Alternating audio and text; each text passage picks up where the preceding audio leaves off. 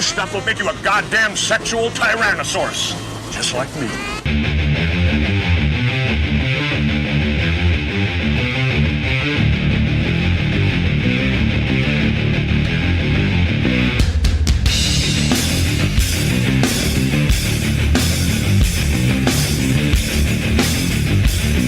I've decided that we're going to speak in an English accent all day today.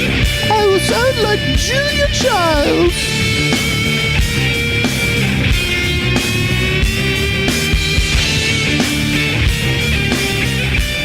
Decided that if you speak in a Cockney accent or an English accent, people would take you more seriously.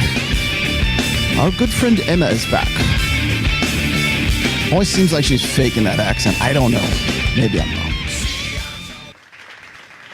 You guys ready for this? Oh, you're not ready for it yet.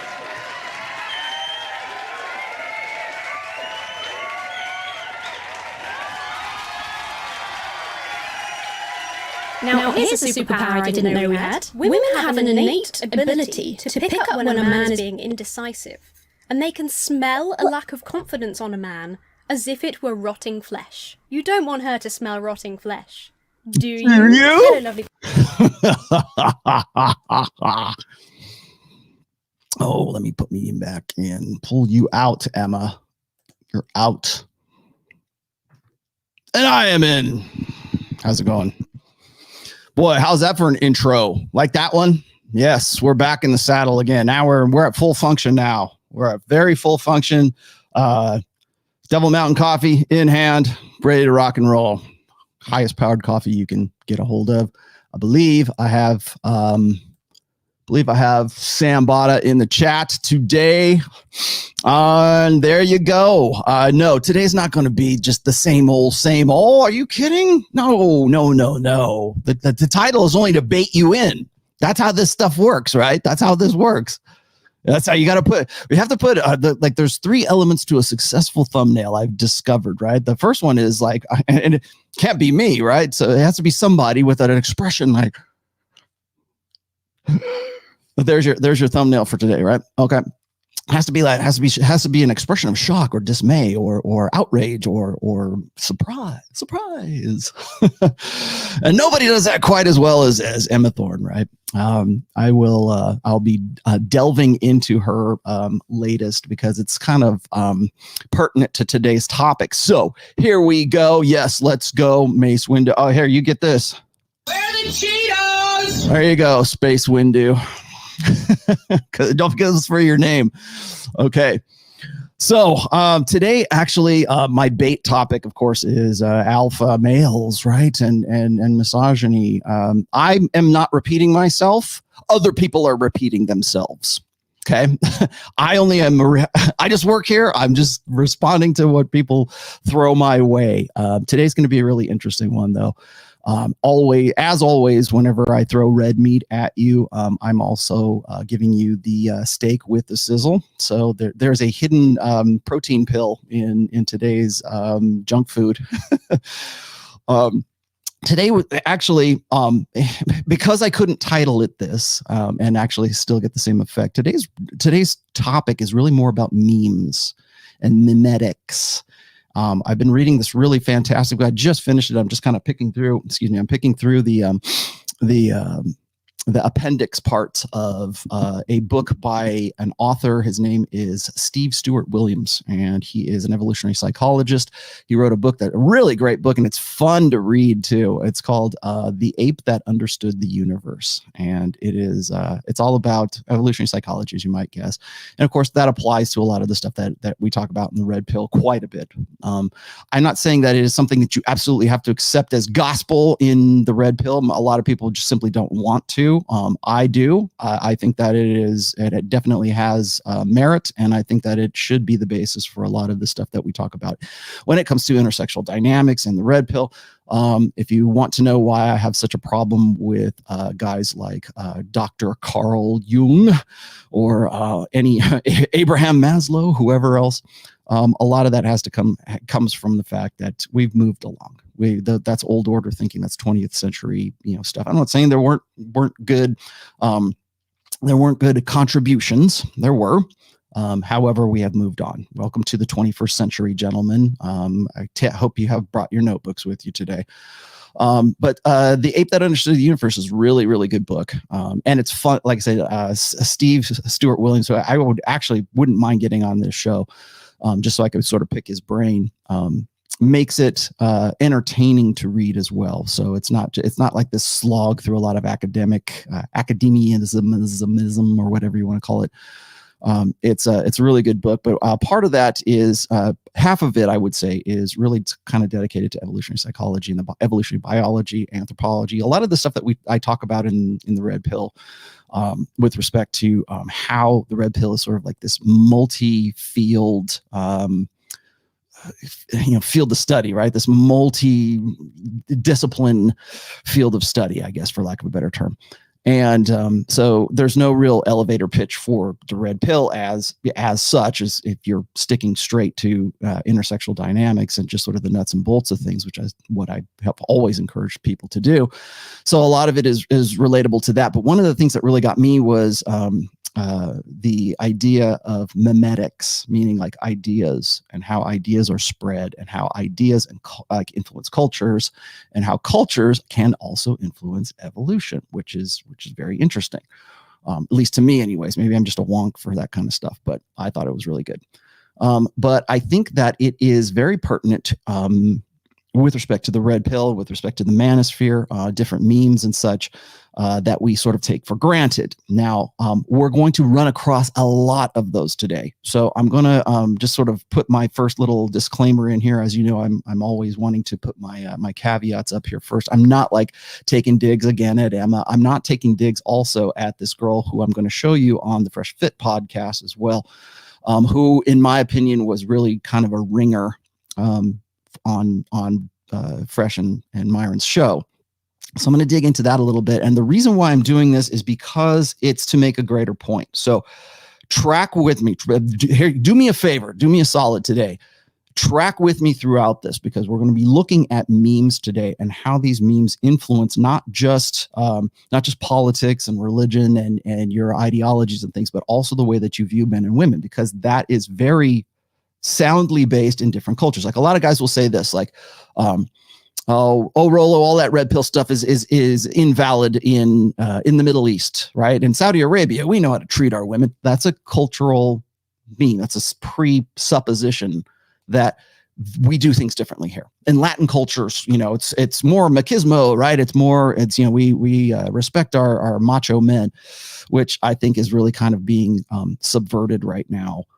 As a result of the global sexual marketplace, which in effect is a meme generating system, or a meme spreading system. And when I see these girls, and I've said this before, when I see these girls on like Fresh and Fit podcast, or like I talk to them, or I interact with them personally, my first question is, how did you come to the belief set that you have? How did you get to the point where you're, parroting back the same language that was written in Our Bodies, Ourselves, Gloria Steinem, or the militant feminists of the late 60s, early 70s? How did you come to that? Because we're talking about girls who are like 17, 18, like 15-year-old girls, like 16, 17, 18, 19 years old, who are using the same language and the same memes that were created really throughout feminism, really, but like certainly the last, like say the post-sexual revolution feminism. A lot of those memes that were created then are still here today, and they're still influencing today. So when I say, when I talk about old order ideas or old order thinking, that old order thinking comes as the result of this inability to let go of bad, failed ideas. And that's where a lot of this comes from. So when I see a little girl like Emma here, and I don't know how old she is. Sorry, Emma, you're probably in your 20s. but when I listen to women on Fresh, or I listen to on Fresh and Fit, or I listen to them on like anybody else, really anybody in the sphere who has taken it upon themselves to hold women accountable, because that's the latest thing. The first thing in my mind is first of all, the guy who's doing the interviewing doesn't realize that it's sort of this conflict between like ideologies, but ideas. Old order ideas versus new order data and empiricism that is creating new memes as well. One of the things I think that is, when we're looking at conflict just sort of in a larger scale, and I mean social conflict, social clashes of ideological, like worldview versus worldview, a lot of that is old order understanding versus new order empiricism, new order understanding, new order ideas that is creating new order memes, really. When I say something like when I offer up a maxim from the rational male, when I say you cannot negotiate genuine desire, that's a meme. That's an idea that it becomes something else, and people go, okay, they take it to heart, and then they use that as sort of like best practices, and they put that into this understanding of how men and how women should relate to one another. Ideally, we'd have such a better world if men would just cooperate with feminism, right? That's a meme. That's an idea, right? The reason why feminism, the reason why we're in such a sorry state of humanity right now is because men just simply won't cooperate with communitarianism and socialism and feminism and ism. And where does that come from? Where's the root of that? I would argue that a lot, particularly this new generation, I would say certainly the latter half of the millennials and everything I've seen of Gen Z, are still parroting back the same language, making the same mistakes under the same presuppositions that we had back in the 70s. And I'm going to explain this to you in like no uncertain terms today, but we're also going to look at like terms like misogyny. Like how do we define misogyny today? I mean, if you just go by the dictionary, definition of it, then misogyny is a hatred of women, right? Well, if you want to get nuts and bolts right down to brass tacks there, right? Yeah, that's what it means. But it means a lot more. A lot of people want to attach more meaning to that because they're using this understanding of the last 60 years, like anything post-sexual revolution, to develop their ideals or the way, like how they're going, like best practices, like I said, like how they're going to deal with the opposite sex, or how they're going to deal with their understanding of gender, how they're going to deal with women in politics. Like there's intersexual dynamics in basic anyways. And so when I see this, it's like, I understand where these are coming because I've taken the time to actually like research this and understand where these things are coming from and why they come to the conclusions that they do. But I don't think certainly the girls that are being interviewed and the guys doing the interviewing really appreciate just the conflict, the clash that's happening right then and there. And a lot of people will say, well, it's semantics, right? It's just about words. It's just about definitions. I've talked about that before with respect to topics like alpha male versus beta male. I've talked about like hypergamy. Hypergamy is a great one, right? If I go and I'm reading articles right now. Everybody says the red pill's going mainstream. I'm reading articles by Jezebel or by The Atlantic or by like big name, aggregate blogs or whatever, Huffington Post or whatever. And they're writing about hypergamy. And of course, what they want to say is like, well, now that of course hypergamy is out in the open. I mentioned this back in 2014, is that hypergamy will be open hypergamy. Women are embracing it and they're proud of it, and it's like triumphalism, right? Like they're happy to, yes, we're empowered now, and our sexual strategy is out in the open, and we're going to embrace it and love it, girl. Now there's consequences, of course, to that, and women want to be absolved of those consequences. But in the meantime, we're going to celebrate hypergamy. Well, what is hypergamy? If you go by just the definition, the dictionary definition, or you look up like the history of that term, people will say, well, those guys and those red pill guys, they use it inappropriately, right? That just means marrying up. It's funny how like sex always means marrying. People have sex outside of marriage a lot in the global sexual marketplace, but we always use marriage as sort of like this binding term. So it's always women marrying up in marriage, right? And so we go back to the 1950s definition of, like, I think it was created to understand, like a sociologist, I don't even remember the name of the guy, but created the word hypergamy to explain how the tendency of women to marry up in the Indian caste system, right? They wanted to move up in socioeconomic caste. And so that was sort of extrapolated from that. Well, how dare rollotomassi ever take the term hypergamy? Who the hell are you to redefine the word to hypergamy? I'm a human being. That's what we do with language. We take it and we extrapolate it, we build it. There's terms we use right now like simp, or like a cuck, you know, they're colloquialisms is what they are, but like there's an understanding of what that means.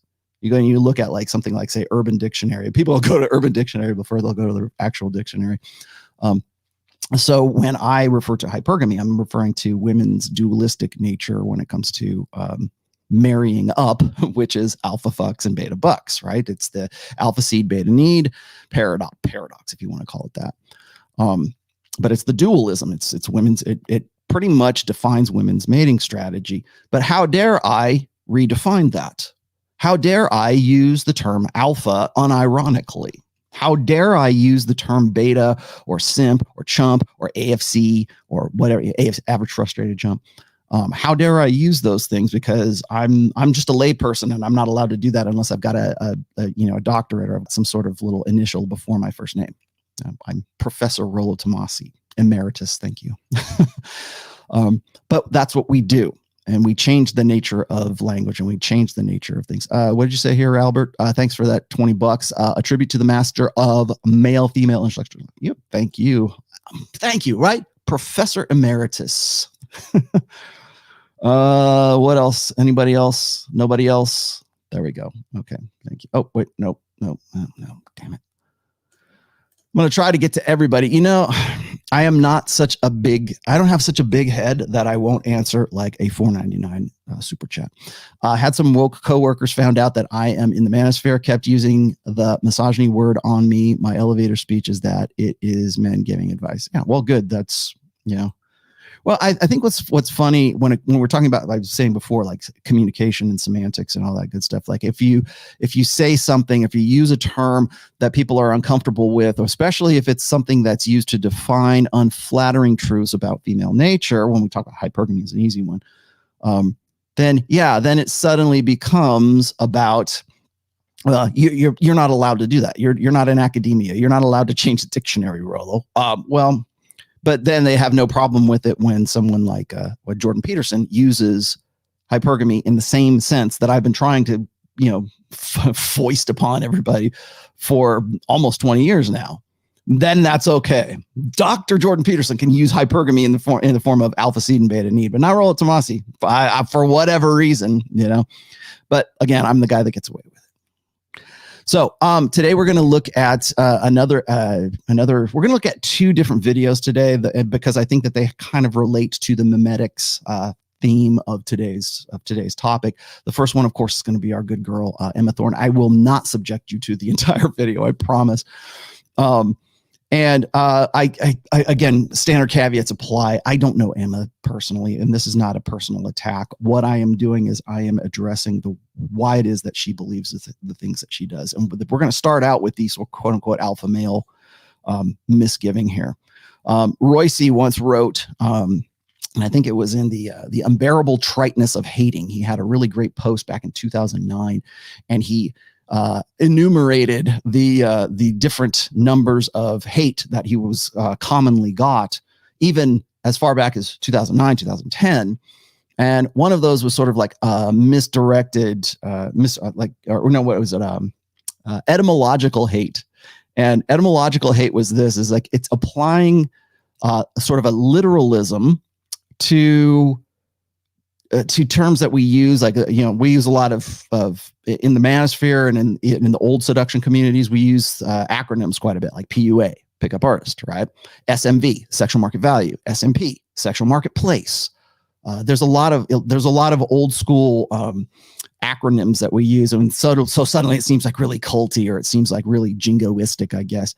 But one of those, of course, is alpha versus beta. Now, I'm going to explain to you how we use alpha, or how I use. If you read my books, this is what I presume you are going to know, and I think this might be a good time for a little bit of a refresher, because that idea of what an alpha, what a beta is, or what a sigma is, or what a omega is, or what a gamma male is, or a delta male, or all the Vox Day sociosexual hierarchy designations. If you haven't seen those, you really need to go watch that episode, which I thought was pretty good. It was very explanatory of the sociosexual hierarchies, which I embrace. I'll put my stamp of approval on it, but I tend to distill things down probably a little bit more than, say, Vox Day does. So I only use alpha and beta in terms of like in abstract terms. So we'll get into that a little bit. But again, those are memes. The idea that there is a sigma male, that's a meme. That's a new order meme. That's a 21st century meme. That's the idea that there are, different socio-sexual hierarchy of classes or designations of guys, very much similar to like hypergamy, right? I mean, that was the original intent of hypergamy, was to decide whether an untouchable could move into the Brahmin caste or whatever it was in Indian culture. And by the way, shout out to my Indian brothers, shout out to my my brothers in Thailand, and very much shout out to my friends in Kenya and Nigeria and Somalia and all along that coast of Africa, because apparently I've got a very wide following there. They call me Mzi. I hope I'm saying that right. Mzee. Mzi. Is that how you pronounce it? Thank you for watching. Thank you for reading. How that happened, I don't know, but the rational male is definitely an international phenomenon. So there you have it. So again, I'm going to get into this. What she's doing here in today's episode is she's giving a breakdown of a PUA book, or like how to be a real man, how to be an alpha male kind of man. And it's real easy to ridicule. I do it. Ryan does it. Everybody on Rule Zero certainly has done this in the past, where we've kind of like, it's like the blind leading the blind. In this case, it's the blind ridiculing the blind as well. And so it's real easy, because we have so many people who want to jump into the manosphere as sort of their niche funnel sales marketing, shtick. And so it's real easy for someone like Emma to jump in. And I think it does a disservice to the objectivity that is necessary for the praxeology, for the red pill understanding, or red pill awareness. And people get confused, particularly people coming into this for the first time. So that's what this is really sort of to square away a little bit. And then the other thing is, again, memetics. Memes evolve over time, and some of the more stubborn memes don't die. I should also add this, and this is straight out of Ape That Understood the Universe, is some like memes don't care whether they're good for the host or they're not good for the host. They tend to evolve. We tend to change our mind about certain things. Again, their culture, they help drive culture. They help drive tribal, in some cases, tribalism as well. But their ideas are technically like best practices. And now I don't mean memes in terms of like the funny, the funny pictures that Ryan is pumping out, by the dozen every day on Twitter. I mean, in terms of like memes being ideas that are relatable, and that influence us as people, that might in some way actually influence our own evolution. Because if we believe that we should be one way instead of another way, and that conflicts with our biology, well, that might be bad for the host. And so again, I'm quoting from that, but we'll dig into that a little bit more here in just a second. But I want to start with our good friend. Where'd she go? People. My name is Emma, and I often spend time in weird parts of the internet, and very occasionally I stumble across an absolute gem. Today I would like to share one such gem with you. This is a pickup book. I mean, this is my Kindle, but within the Kindle is a pickup book by a man called Bruce Bryans. I have a feeling you wouldn't personally appreciate being referred to as a pickup artist, but since the book's subtitle unironically uses the term alpha male, and it's about how to attract women, I think it's a fair term to use. This is... Okay, so PUA, by the way, right now is the dirtiest word in the manosphere. It's the dirtiest word in the tradconosphere. It's the dirtiest word in the black pillow sphere. It's the dirtiest word no matter what. So if you call somebody a PUA, then suddenly they're Leisure Suit Larry, okay? So if you in any way have... even if you're an MRA... like you're still going to be called a PUA. You're still going to be called something. Like if people want to demonize you, expect to be called a pickup artist.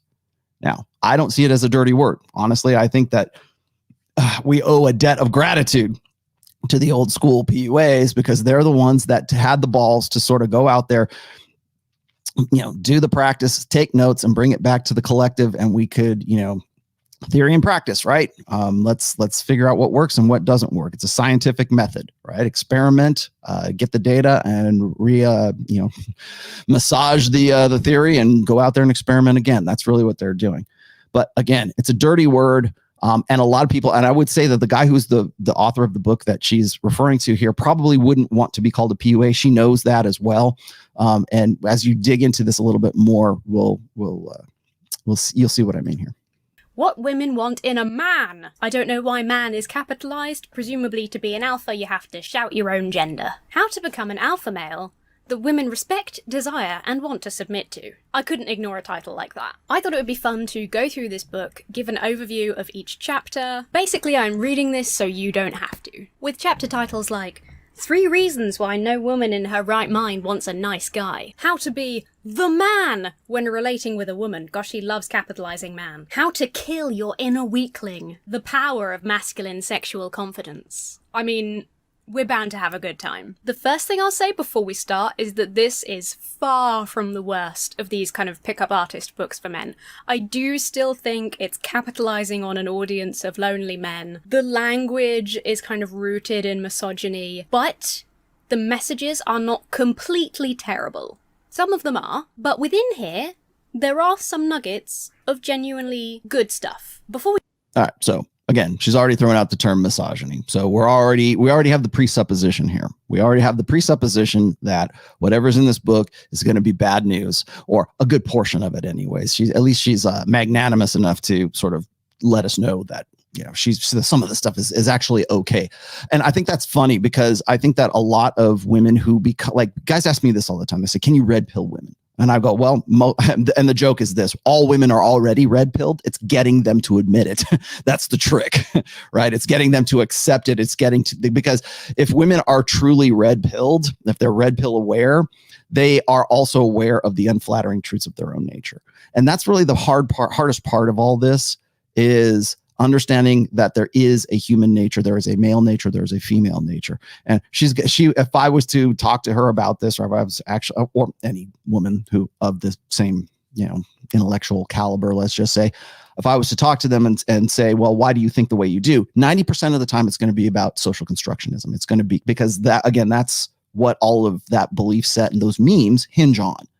So when she says misogyny this, misogyny that, remember, and misogyny as a term that we still cling to today is not the technical definition of it. It's whatever is unflattering to the female nature that men happen to throw out there into the public sphere. That's misogyny. You say anything that's bad, you say anything that is in any way, you try to make any kind of predictive framework about female nature, that's misogyny. And how do they counter that? By saying, well, people are people, right? It's the lie of individuation. We're all special snowflakes. Everyone is unique. We're all these chaotic messes, and nobody knows for sure. We could decide to go left, or we could decide to go right. We could have the chicken, or we could have the fish, right? Essentially that's what it comes down to. And as we progress, I think, into the 21st century, and we get more access to data, and it's easier to find, I think that you will see this sort of mentality or this sort of worldview really struggle with trying to maintain the integrity of those memes, right? Of understanding how those memes work and why they are influential on people. And I'm going to talk about influencers today too. So, but we've already heard misogyny, so let's keep going. Dive in though. I think it's only right that I give this man what's the opposite of credit? The uncredit he deserves by reminding and or informing everyone that the term alpha male and theories around it originated in a 1970 book by wolf researcher Dr. L. David Meck. Cool name, cool guy. Okay, remember that. I'm going to let her finish here, and then we're going to look into this just a bit. Fortunately, as is often the case, when we're experimenting, he made a whoopsie-doo, and his later research disproved his alpha theory. He outlined this in a paper in 1999, and has spent a lot of his life trying unsuccessfully to get the original book pulled because of the inaccuracy. I think it's a worthwhile reminder that the origin of the alpha male theory in wolves has always been false. The fact that so many people not only ignore this fact and pretend that it's true, but they transpose that onto humans because humans are the same as wolves aren't. Okay.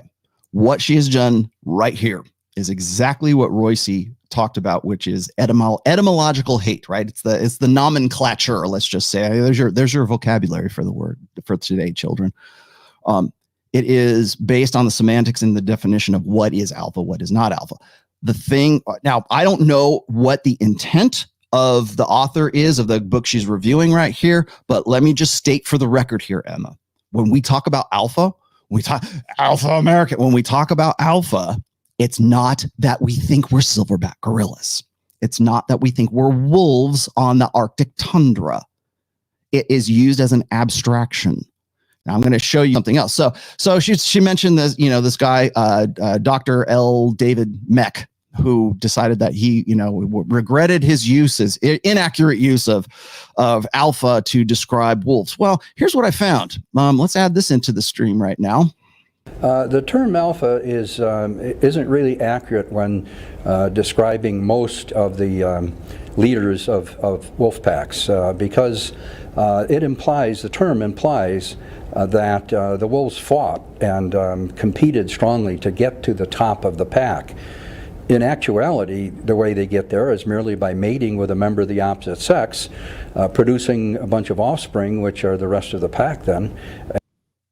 Sounds an awful lot like an alpha male, right? It sounds an awful lot like the guy who fights to get like the organism, the male organism that fights for mating rights. Does that not sound like what an alpha male is? Does that not sound like what else do we call him? Oh, he's the pack leader. Okay. Oh, he's the high value. Maybe he's a high value wolf. He's high value. We just don't want to say alpha for whatever reason. Again, semantics, definitions. Now, when we talk about, I'll let him continue here, just so I'll let him finish it out. And becoming the natural leaders that way, just like with a pair of humans producing a family. So becoming the natural leaders outright. So why not keep the term alpha? We use it for everything else. And the reason, and by the way, here, before Doctor was Doctor, he was doing his research and coining terms like alpha before he had the DR in front of his name. So where's the academicism, or whatever you want to call it? Then we don't want to talk about it then. It's okay now that he's got the DR in front of his name. Okay, well, fine. You got the doctorate. You paid your dues. Got it. But let's be accurate. By the way, this video that I got from Dr. L. David Meck is from 2008. All right. So she's referring to something about like back in 1999, how he was trying to find ways to get his book hit, because he's got quite a few books on wolves. Very interesting too, because I'm a dog guy, right? I'm a dog aficionado, I guess. So it's kind of interesting to me. But the fact of the matter is this is no guy, like I understand how that misperception makes like people who are not, quote unquote red pill. I understand how that misperception makes people feel, because they don't want to believe. Well, first of all, the idea that there are hierarchies or there are dominance hierarchies in human beings is very difficult to swallow for an ideology or a memetic that is rooted and founded in social constructionism. Because the moment you do that, you suddenly lean over into sort of, quote unquote, biological determinism. She even mentions that later on in this video here. God forbid if something's biologically determined, right? No, it's true. Things are biologically determined, and life is sexist, and life it tends to be tribalist, and life is unfair, baby. And it's hard. Sometimes it's really tough. Life's a bitch, and then you die, right? So accepting that is very difficult, particularly when you've been raised on memes that have told you that things ought to be equal and we need equity and we need this and we need based on definition, old order definitions of the idea of whatever equality was, or the idea of gender parity was from the late 1960s, early 1970s. And we're still clinging to that today. So when I say, or when somebody says, alpha male, alpha this, alpha that, nobody is saying that men or alpha males are analogous to silverback gorillas. No one is saying that we're analogous to wolves. Get that out of your head. If you are a critic of the red pill, don't come at me with that because I will ruin your day. Okay, so that's number one. Number two is this. I will guarantee you, I will effing guarantee you that if you use the term alpha female with her, she would agree. Oh, yes, of course. There's alpha females all day long. Yes. Oh, yeah. I'm a boss girl. I take care of business. Or she'll complain about how when a woman asserts herself or raises her voice, she's seen as a bitch. She's seen as bossy, and men aren't. Right. That another meme. Right. There's your new meme. Well, they're seen as bitches and bossy, and they can't have the same kind of respect that men do. Well, of course not, because you're a woman. That right there is proof positive of biologically determined sex roles. That's why we have an innate understanding of like a woman should be feminine, a man should be masculine. And when we flip the gender script, we're presuming that everyone in the whole world should agree with our memetics, that they should agree with our own, you could call it ideology, whatever you want to, but it's the way, best practices, right? This is how we should think. This is how you should think. And I presume you're thinking the way that I am. First of all, that's insulting to me. And second of all, it shows to me that you haven't really thought these things out. So when you use the term alpha female, you'll get even guys who will deny left and right, or just, run you up the flagpole for using the term alpha male. That's not acceptable. But if we say alpha female, we say Sheryl Sandberg, CEO of Facebook, she's an alpha female. Yay! We're all over that because that meme works. That meme works within that socially constructed blank slate equalist narrative. That's why. I will guarantee you she will be okay with that. I guarantee you the people who watch her channel, the people who want to give me grief, will probably agree wholeheartedly with that. Feminists and feminist allies, because you're not a man in feminine on that side of the fence. You're just an ally. They won't even call you a man, but they'll agree with the same thing. Oh yeah, she's an ally. She's really tough. She's a strong, independent woman. She's G.I. Jane, right? She's the warrior princess. She can bring home the bacon and fry it up in the pan, right? She can be a mom, and she can get drafted in the military and fight just as well as a guy. Right? Right? And it has nothing to do with the fact that she's male or female. It's just that's the way people are. But she's an alpha female. We're okay with that, but we're not okay with the alpha male. Now, you have to ask yourself, why is that? Why is that we want to say, well, this guy who talked about wolves and, silverback gorillas and all these guys want to pretend that they're actually Harambe. I hope I'm saying that. Harambe takes out for Harambe. They're comparing themselves to, no, maybe this guy is, I don't know, because I can't speak for, a good 98% of the manosphere who are out there writing books like this. And later on, she's going to talk about some of the other stuff that the guy gets into. You can tell that he's sort of he's sort of a trad con, but he's a trad con with just enough red pill information to be a little bit dangerous to write a book like this and get run up the flagpole is what it is. Thank you for that. Oh, I can't even pronounce your name, but it looks like looks like it's Swahili. So you must be one of my African brothers. Kevin's in the chat. By the way, I want to also drop this, since I just see Kevin right now. I want to drop this one more time. Episode 2 of Save a Ho is now up for viewing on Kevin's channel. So go check that out. It's on the Save a Ho channel, right? Kev, drop the link in the chat, and I'll post it up here for us. And then I'll hit on that later on at the end of the show. Keep going here. Oh, he's a Zulu? Oh man, really? Nice. Okay. So anyways, we're really kind of talking about memetics here. And we're really kind of I hate to sound like I'm splitting hairs, but it's very important right now. It's important to understand how people come to this, because what happened with Fresh and Fit later on, and I'll get to that here in a few minutes, but what happened with Fresh and Fit is they had a ringer on the show. And I knew it was just a matter of time before they did, because they needed a certain level of popularity before somebody could come on and do a little bit of even just basic research on like what Myron and Fresh are all about. And then just to go on there and spout off the right words. Even if they got kicked off, it's a victory. Like if you're a ringer and you get kicked off if you get the Myron and Fresh show, the Fresh Fit podcast, that's almost seen on certainly on Instagram, certainly in that sort of femosphere, in that circle, right? You go out there, you mouth the right words, you get kicked off for it, and you get censored because you were fighting the good fight, girl, and you got kicked off because Myron went Frank Castle on you and sent you on your way. That's a victory. Because now they're trying to silence you. You said the word misogyny and they tried to silence you. Well, we'll talk about that here in just a second. But getting back to the alpha male thing, remember, red pill guys, at least that are worth their salt, red pill guys who are, understand the praxeology, the red pill guys who are really red pill aware, understand red pill, blue pill, alpha, beta, whatever, gamma, delta. Those are abstractions.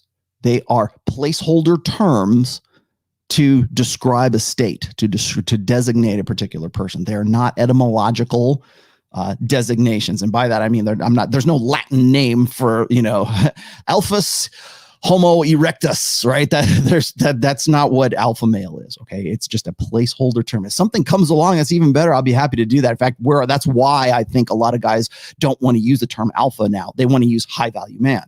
And the problem I have with high value man is that it implies value in terms of financial value. It doesn't have to be that you make you make a ton of money. You don't have to be a millionaire to be a high value man. You can still be just sort of depends on where that woman is at whatever phase of maturity that woman is. What's she looking for? Is she looking for the hot guy in the foam cannon party? Or is she looking for a guy who's got the bag? Is she looking for the guy who's smooth, the guy she can vibe with, like the guy who has game? Like all those factors really, really matter. But how do they contribute to your definition of what an alpha male guy is? And I think that's a difficulty that we have right now, because a lot of guys, because men are competitive, we want to define alpha as whatever best fits us. Right. They're the guys that probably watch this. Her husband probably maybe he doesn't define himself as a quote unquote stereotypical alpha male, but he probably sees himself as a high value male. He probably sees himself as I'm not like other guys. I'm unique. Look where I am. Look what I've got. Male feminists think they're alpha males because they're more evolved than Neanderthal, me alpha male. That's their presumption, is that they're more evolved beings than you are because they put up with women's shit, right? So therefore they know what they're talking about. Nobody looks in the mirror in the morning and go, man, I'm really a piece of shit, right? Very few people do that, right? They especially guys, if you were to ask women, what is it that what defines an alpha male, every one of them, or high value male, every one of them will define alpha according to what their most immediate need is. So if that woman is in her epiphany phase, if she's 28, 29 years old to 30, 31, 32, 33 years old, somewhere in that age demographic, her answer is going to be different than the little girl who's 19 years old. Because she's got something that's a real alpha. And so when guys take that to heart at that particular time, and they go, well, a real alpha is a guy who's a gym cell, right? He's a guy he's a gym rat. He lives in the gym, and he's yoked as hell, juicy AF, right? He's Robert Frank, right? That's one. He's an alpha male, right? Well, is he? Because there's a lot of guys who will say that he's not. I think he is, because I think he's a badass. I think Robert Frank I think he's an inspiration, quite honestly, especially everything that's happened to him recently. But there'll be women who say, oh no, he's too, he's too overbearing. He's too muscly. He's too muscly. He's like a professional wrestler, right? Well, what if you made $1 million? What is and I hate to use this because I know what you're going to say. So just shut the hell up for a second. But if you go and you look at Dan Bilzerian, yeah, okay, pays for his chicks, got it. But the image, the perception, is he an alpha? If all you ever saw of Dan Bilzerian is his videos and his YouTube channel and his social media and skydiving, bungee jumping from a helicopter or whatever it is, and with half naked girls, you would probably say, yeah, he's probably an alpha. He's probably an alpha guy. Is Jeff Bezos an alpha guy? Some people would say yes, because he's made a lot of money. He's very, very obviously one of the richest man in the world, if not the richest man in the world.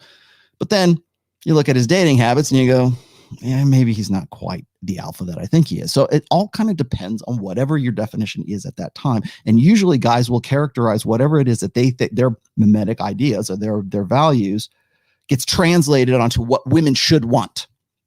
And that's the problem with alpha male, is they think that women should want what I am. Gamma males think that they're alpha males because they've got intelligence and they got their game together and they've got an Excel spreadsheet as to why they're the best reproductive choice a woman could make, and women just want to punch them in the face for it. They're not. Why is that?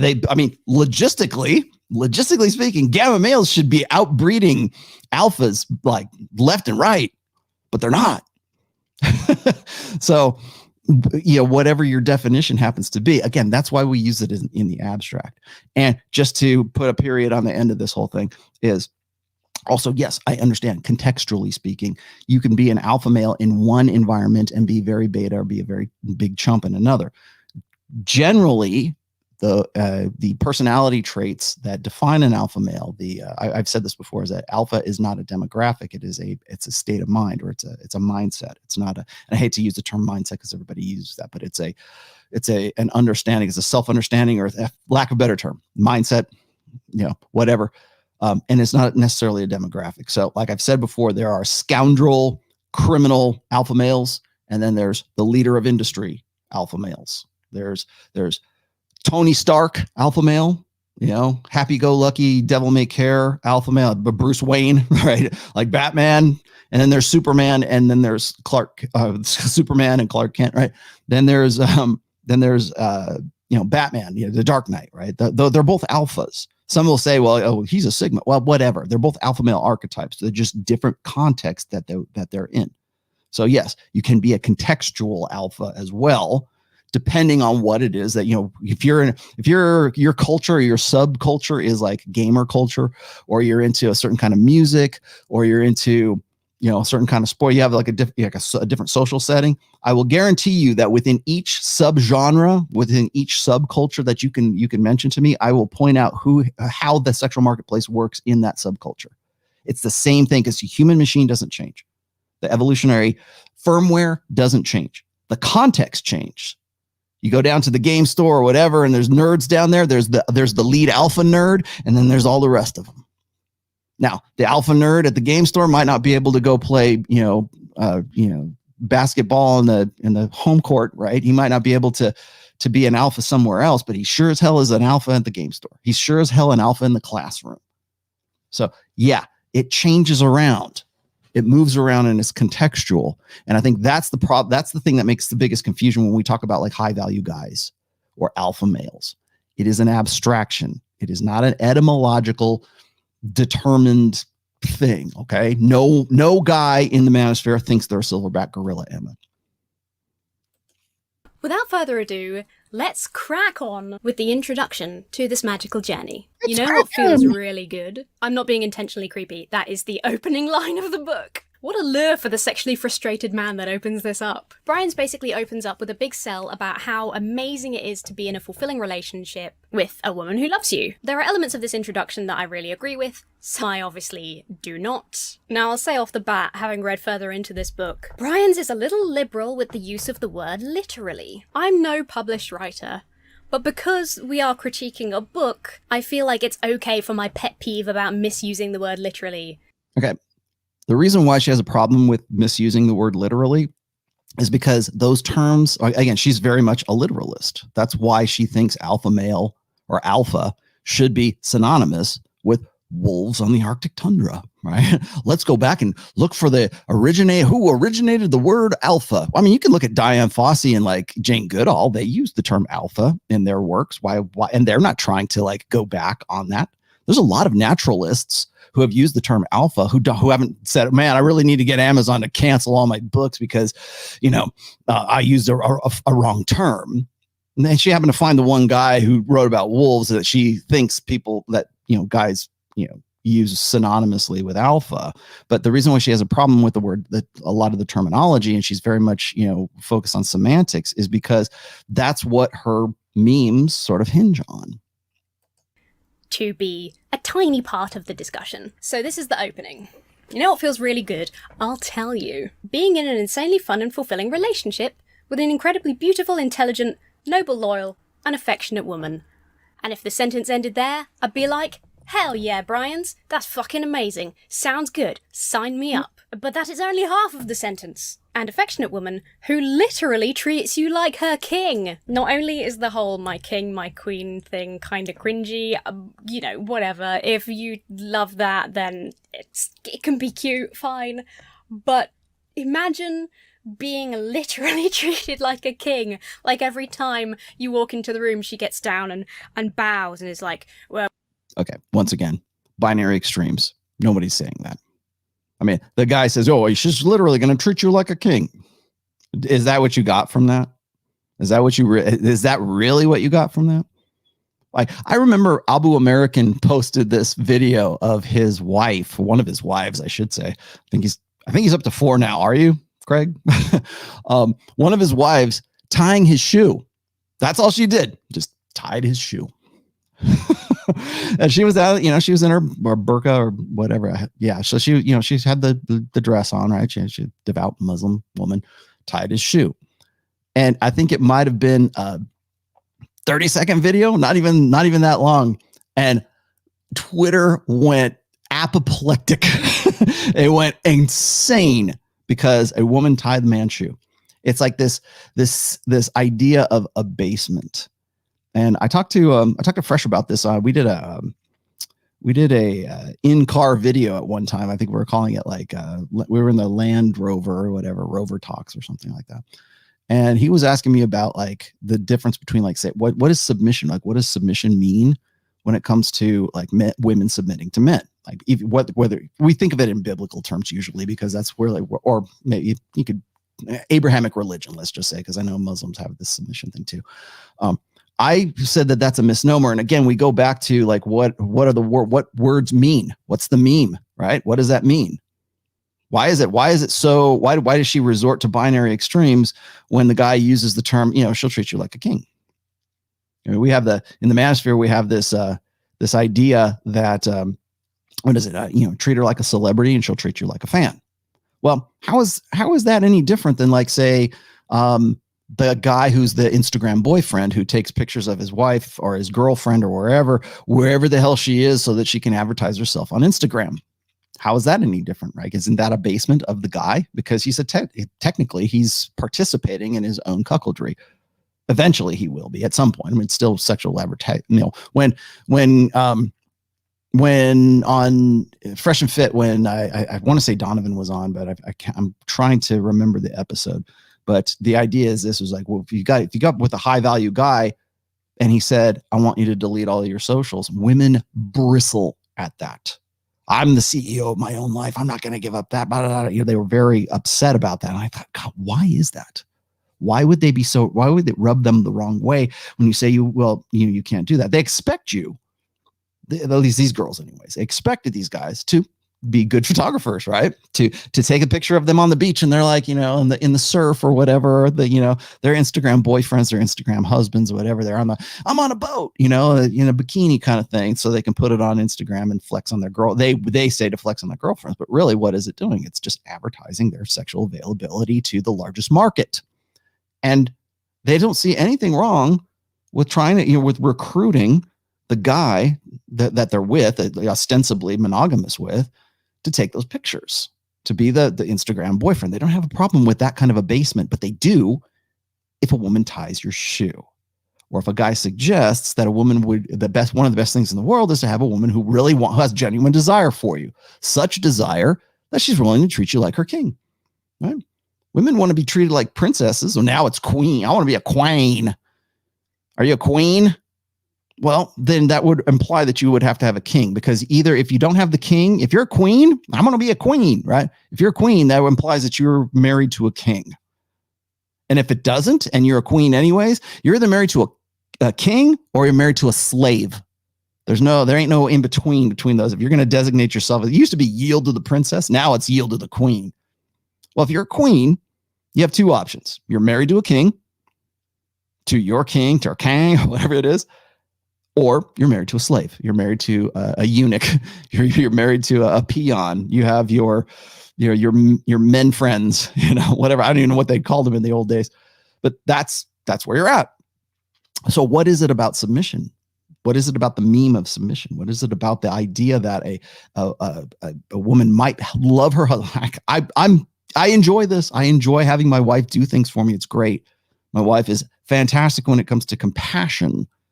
She's fantastic when she shows appreciation for me. It's fantastic when she does things. You know, make me a sandwich. You know, makes a sandwich for you, ties her shoe, right? For Craig, for Abu American.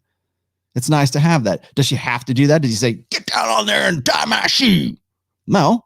What if she does it and she really wants to do that? The first thing out of her mouth, this mindset's mouth, is that you must really have her under your thumb. Oh my God, Rollo, your wife has to call you to ask permission to buy $100 worth of Mary Kay, like for makeup or whatever. Yeah, but she does that not because I told her to do that. She does it on her own. Because that's the degree and the level of respect that we have, that she has for me in this sense, right? Am I a tyrant? I don't know, not at all. I didn't ask her to do that. She just does it. Because there's not this, I think this is a really foreign thought or foreign meme, let's just say, to young ladies, certainly Generation Z, the ladies who are, opt for binary, extremes. I'll tell you what's funny is like for people who are so against binary gender roles, they jump to binary extremes just like that, man. But for that mindset, it seems like I'm a tyrant. They can't wrap their heads around it because the thought, it literally doesn't enter into their thought process to do something appreciative, to do something compassionate, to do something that illustrates or displays genuine desire for the person that they're with. That's why this is like really like a foreign language to her. I mean that literally. There's no concept for that. How do you explain the color red to somebody who's been blind their entire life? How do you do that? You can't. You don't have that conversation because you can't describe the actual color because they've never had any frame of reference for it. Same thing. So, let me keep going. What could I assist you with, my liege? It would be upset.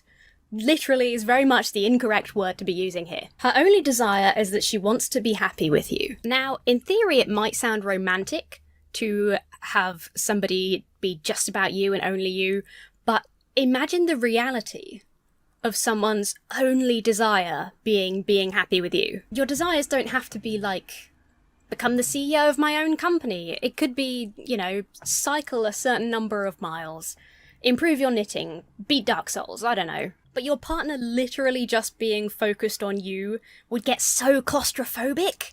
Okay. Again, presumption of a binary extreme. Now, I don't know what the author's intent was. Again, I'm trying to sort this out between like the blind and the guy who wrote the book being blinder, right? I have to be sort of like the voice of reason and rationality between these two morons who are like, going at each other, going, no, that's not what you meant. No, that's what I meant. And they have no idea like why it is that they're having this failure to communicate. They don't understand that because there's no real concept. So what do you do in those situations, particularly when it's something it's like a foreign concept? You go to binary extremes. You ridicule it. You dismiss it. That's really what happens primarily when you have a conflict of like ideology or a conflict of ideas, a conflict of memes. When you run out of gas, you dismiss it with ridicule. That's when you get to, like I've said this before, it's the point of diminishing returns with women. Is when the woman says, who hurt you? Every time, trust me, just this is best practice. Anytime you hear that out of a woman's mouth, just go, it's all good. Whatever. Yeah, you win. Because there's no talking about anything at that point. Because what that is it's an appeal to emotionalism. Meaning we're all emotional and this is the context and this is the reality and the correct way to think. And so who hurt you? Because you don't think the way I do. So there must be something wrong with you. That's what that comes down to. And I hate it when even very well-meaning red pill guys talk about that.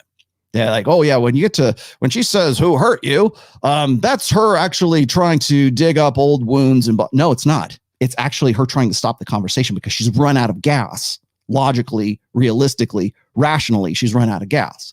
What it's saying, what that means is like when a woman says who hurt you to a guy, it means I don't have a counter argument to anything you're saying, but it feels wrong to me. And I know that I'm in the right and therefore you're in the wrong. And if you think this way, there has to be something something wrong with you. There has to be a deficit. There has to be a disorder that you have. And usually that's going to come from somebody who's hurt you in the past. And you're just lashing out because if it hadn't happened, you'd think like me. You'd be with the rest of us because we all think the right way. No, you don't. It's a conflict of understanding. It's a conflict of memes. When memes clash together and one has the empirical data and the empirical objective truth and the other does not, the one that has no more gas, the one that has no more counter arguments, that one is the one that gets cycled out. And there's only one way to get away from that, and that's to dismiss the argument. Dismiss it with emotionalism. And that's usually where women go because women lead with emotionalism. And you would become completely dependent on each other. It would be terrible. People have their own interests and ambitions in relationships. You don't stop being an individual because you're with someone you love. Right. And nobody expects that. That's the first. And if this guy knew what the hell he was talking about in the first place, this would never have been, he wouldn't have put it in such binary terms so she can react to it in such with a binary response. If you go and you look at the 16 Commandments of Poon by Royce, one of those is, be your own guy, right? Like, for lack of better, by my terms, it's mental point of origin, right? But healthy relationships are not based on compatibility; they're based on polarity. Like who's the differences? Opposites attract, which is funny because she'll contradict herself about that here in a minute. It's the opposites, right? That's a self-interestedness. Right. I've told guys this before, when we talk about like self-improvement and we say stay in your game and, acquire resources and ignore women or whatever it is, like if that's your thing, if that's your shtick, fine. But the reason why we're saying that is because it eventually it turns around into something that becomes attractive. So it's not to say that I go to the gym to work out just because of me. I just do it for me. Well, the side benefit of that might be, or the main benefit might be that girls will have more interest in you. The side benefit might be you can lift heavy objects when you're moving your friends around from place to place, or you might swap it around. It doesn't matter. It's just an interpretation. It's okay to want to work out to look better. A lot of people do that. There's nothing wrong with it. But the understanding here is the idea that opposite, like you still need to have polarity, which I agree with. I think she's 100% right about this. I just think the guy worded it very, very wrongly. Yeah, people need to like polarity. Like your ambitions as a man need to become the other woman, especially if you're in a long-term relationship.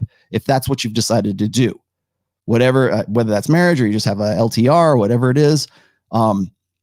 If you're not spinning plates or you've just decided to spin one plate or whatever, if that's the case, then you need to find ways to still stay on your point, stay on your mission, about your ambitions, everything else. And eventually what happens is your dedication to your purpose becomes the other woman, becomes what she has to compete with. Now, that's horrible and manipulative and dread and instills dread. Yeah, it does. Yeah, that's the ugly side of it. And you know what? Women respond to it quite well. So. That's how we have anything to talk about. He then goes on to talk about how great it is to wake up with self-confidence and to be with someone who loves you even if you're broke, sick, or going bald. Poor bald men. Maybe Brian's shaved his head once and it didn't suit him and now he's got like a vendetta. Either way, I think he's right about how being with someone who loves you no matter what is amazing, and that can be fantastic. Being with someone that makes you go, oh, if this amazing person really loves me, then I must be doing something right. That's a wonderful thing. Having self-confidence is also fantastic. But this is where I start to disagree with Brian's take in this book, because in his description, self-confidence is tied to having this woman love you and being in this relationship. Okay. Is that the way I haven't read the book. Is that the way it is? Or is that the interpretation that she's having because her understanding, her concepts of how many of intersexual dynamics doesn't gel with what this guy's talking about? Because is that her interpretation of this, or is that actually the message that he's saying? I don't think so. And then if he is, then I would question whether the guy is genuinely red pill. I would say he's probably purple pill. A lot of guys do that. A lot of purple pill guys, a lot of purple pill gurus will write books just like this. In fact, that language, it's just so great to wake up in the morning and your queen or your princess is there to serve your every need, right? Like that's what she presumes that this is what he means. That's probably not what the guy means, but it's, it sells a book. It's copy. It's really fluff. is what it ends up being. It's just content. It's whatever content you can throw out there. I see this all the time, by the way. I mean, these are Gumroad books. These are like self-published books that are just basically lifted and reworded from like, and God knows I get lifted quite a bit, but it's taking concepts and sort of like throwing it into a book and then calling it your product. It's not even, these aren't authors. These are guys who are basically glorified copywriters who find a way to rewrite what other people have written. And then they put it up on their, they call it, hey, how to be an alpha male. Okay, cool. Well, whatever. But the problem is that, again, you get blind leading the blind, or you get blind ridiculing the blinder. And I don't think that does any favors for people who are like who are really struggling with this stuff, or really coming into this stuff at that time. So they dismiss it. And then you got the guys who are like the purple pill hustlers, which I think is really kind of what this guy is. Because when I listen to language like that, it means like what he's trying to do is use red pill concepts to secure his blue pill hopes and dreams. Like, oh, if I got the key, now I can go back to the blue pill. I can get plugged back in the matrix, and I can have whatever I want because now I'm red pill aware and I understand these things. No, it doesn't work that way. Because what happens if you become truly red pill aware, you realize that the goals that you had, according to the blue pill, are part of that blue pill system. They're part of that matrix. And they are just as much a lie as all the conditioning that you've been fed for most of your life. So to go back to that is like the dog that returns back to its vomit, right? Is you're going back to that and hoping that you got the key now with the red pill. The red pill key is not going to unlock your blue pill locks, right? You have to fundamentally change the way you think about intersexual dynamics. You have to fundamentally change your expectations for a relationship. Again, the red pill does not exist so that you will hate women. It exists so you will not hate women for what they can never be to you. What does that mean? That means that you've got to be creative enough to use the red pill information and become red pill aware enough so that you can make a new life in a better paradigm. And that's the best part of the whole thing. Like people always say, oh, it's black pill doomers just lose their minds when it comes to this kind of stuff. Like, oh, they'll never figure it out, blah, blah, blah. I can't go back. The reason why I say there's no such thing as a black pill is because the black pill guys who get so despondent and so nihilistic is because they realize that they can't have what they thought they could get in the blue pill. Now, it'll never work for me. Yeah, it won't with that attitude, but it could if you would just simply change the way that you think about what your goals and ambitions and the way that you deal with women should be like. I want a woman who loves me as much as I love her. Well, you know what? You're not going to have that. Not in a blue pill sense. You can certainly have love and respect and you could still have a great relationship in a red pill paradigm, not in a blue pill paradigm. You will never achieve your blue pill goals with red pill awareness. Keep that in mind. Take that to the freaking bank. It feels great to wake up every day with a ridiculous amount of self-confidence and ecstasy, simply because you know without a shadow of a doubt that you're with a woman that deeply admires, loves and respects you as a man and her lover. Yes, it's amazing. I think it's a dangerous road to go down if your self-confidence is completely tied to the fact that this woman loves you. You can wait. That's codependency. And she is right about that. You shouldn't be dependent on that whole thing. And that's the danger of the purple pill. The danger of the purple pill is I can have my one-itis. I can get my soulmate with the red pill. It leads straight to suicide. That leads straight to down the drain, man. If you think you're going to secure your soulmate with the red pill, the fact that you still believe in a soulmate makes you susceptible to one-itis, first of all. And then second of all, it's like you're not red pill. You're still stuck in the blue pill.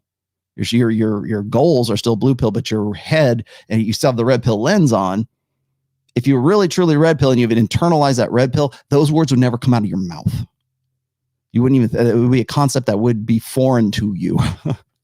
I'm gonna skip ahead here a little bit because there's a lot of good stuff that she gets to right around the middle of this. And I did not want to miss these. I think it was right about 16. So I'm gonna go here. Straight women would disagree that there are universal things they want from a man.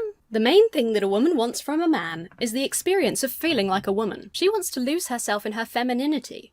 And the only way she can feel this feminine experience is when a man acts like a man. I'm 22 pages in, by the way, and literally the entire book so far has been women feminine, women want be women, want man who is man. Can anyone seriously claim to have learned anything by now? Except for maybe that sentence about how women are people?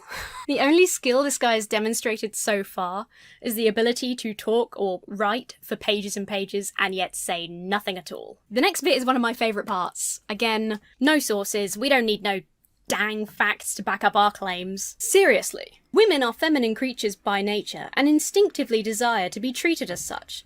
No matter what society may say. When he says, no matter what society may say, what he means is, no matter what women tell you. Women you meet and women in the media and on internet forums will keep telling you they're individuals who want different things. Not every woman wants to be feminine or to date a super manly man. But they're wrong, trust me. There's a weird hint of non-consensual in this next bit. The woman of your dreams is yearning for the kind of man that can make her feel like a woman. And she has no choice but to respond to the man that can trigger this feeling within her. Ah, nature is a beautiful thing, isn't it? She has no choice. What about your wife? If it's primal and biological and all women cannot help but respond to a man who makes her feel feminine, what about if she meets another manly man? You literally said she can't help herself. She has no choice but to have an affair, Bruce. Are you ready for some more shouting? By developing the kind of masculine qualities of character that a woman is hardwired to respond to, you'll naturally make yourself absolutely irresistible and irreplaceable to her. Just please, for the love of God, if you're going to write anything else, please get an editor. Please, I beg you. Next subheading, the masculine character and women. Cool. All right. So, and she mentioned this earlier on, it's like biological determinism. And that's what that's really where a lot of this sort of miscommunication happens. And she has a problem with that because she still cannot give up the idea of social constructionism as the source, the go-to source for why men and women are the way they are. It would be very upsetting if there were actually human natures, if men were actually predetermined, if men actually had some sort of, let's just say, a proclivity to be men, to actually be the opposite, right? The thing that has been successful in human reproduction for, 100,000 years, that shouldn't exist. But we're willing to accept that for alpha wolves on the Arctic tundra. That's okay. We're willing to accept the fact that there are animals who follow that same kind of genetic, biological, evolutionary order, but men and women are immune to that because we have free will or because we have some sort of immunity from all of that. We're higher evolved beings or something. And the fact is, I mean, jury's still out on free will. I'll just say that right now. But I'm not saying it is. I'm not saying it is. I'm just saying the jury's still out on that. But I think that it is pretty much a given that there are biological influences that influence the probability of decisions that we make. Okay. It's not that there can't be like the guy who has the chicken instead of the fish when men always have the chicken, right? There's going to be that one guy who's going to have the fish, right? But that's what I'm talking about here. Is like, it's not that there isn't such a thing as free will. At least as far as I'm concerned, it's not. Again, like I said, the jury's still out. I'm not turning into Sam Harris, by the way. So just bear with me here. But the fact is that our biological evolutionary firmware prompts us in different directions. So when she says, well, not all women want a manly man. No, but there are archetypes, and it's predictable enough to create a framework around that predictability. Don't believe me? I've got one book for you, 50 Shades of Grey. That book right there, not advertising, not social construction, because it was a self-published book. It wasn't advertised. It wasn't in the mainstream until it really took off amongst women on the internet, passing it around, word of mouth. Hey, girl, check this out. Have a look at this. It wasn't like foisted upon them. It was word of mouth, and it was exactly what they wanted in the right place at the right time. Sold 65 million units in the first year. Best-selling book above the Bible that year. If you've read my fourth book, I actually kind of dig into the nuts and bolts of the stats of 50 Shades of Grey. There are things about romance novels. There are things about 50 Shades of Grey. Twilight, right? Was it 365 DNI and now Sex Life, right? Sex Life on I talked about this on a previous episode. There's a reason why those are popular. There's a reason why The Bachelorette or The Bachelor has been going on for 25 years. because there's a predictive framework. Now, maybe Emma in her Downton Abbey, whatever, thinks that this is, that she's the exception to that rule, and her husband or boyfriend or whatever, they're just special snowflakes, and everyone else is just this less evolved being. No, I would guarantee you that if I had long enough to sort of sit there and, sort of tease out what it is she was into. If she didn't know me from Adam and I was talking to her, I bet I could tease out the woman inside of her. I could tease out the idea that, like maybe polarity is a thing. She already mentioned this just a second ago. Polarity is a key to a healthy relationship, not similarity, not equality. And that's the biggest problem that women have today, particularly this naturalistic argument, right? It's the what is it? The lie, or the myth of the noble savage, right? It's naturalistic fallacy. If it's natural, then it's got to be good. That's why they want to lean away from like genetic or biological determinism, because it goes against the idea that social constructionism is the sole source. I'm not saying that social constructionism doesn't have a play in constructing who we are societally and everything else. It does, but it's not the only thing. That's the problem, or it's not the most dominant thing. And I've caught her in a whole bunch of other stuff before where she's talking about how like, well, we know that it's socially this and socially that. No, we don't. And matter of fact, in today and in the 21st century, we can pretty much empirically prove that it's actually the opposite. And that genetics and genes and memes pretty much drive everything. And again, is it deterministic? No, but it's certainly probabilistic. It certainly will prompt you in the right way, prompt you in the right direction.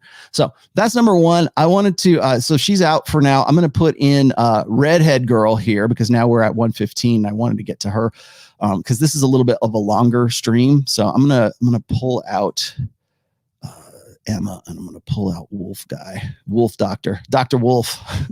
Wolfenstein. And so let's see. Let me see if I can catch up here. What'd you say, Mustang? I have nothing against her, but when someone is so self-righteous while being so self-evidently wrong, it really gets under my skin. Yeah. And it's, yeah.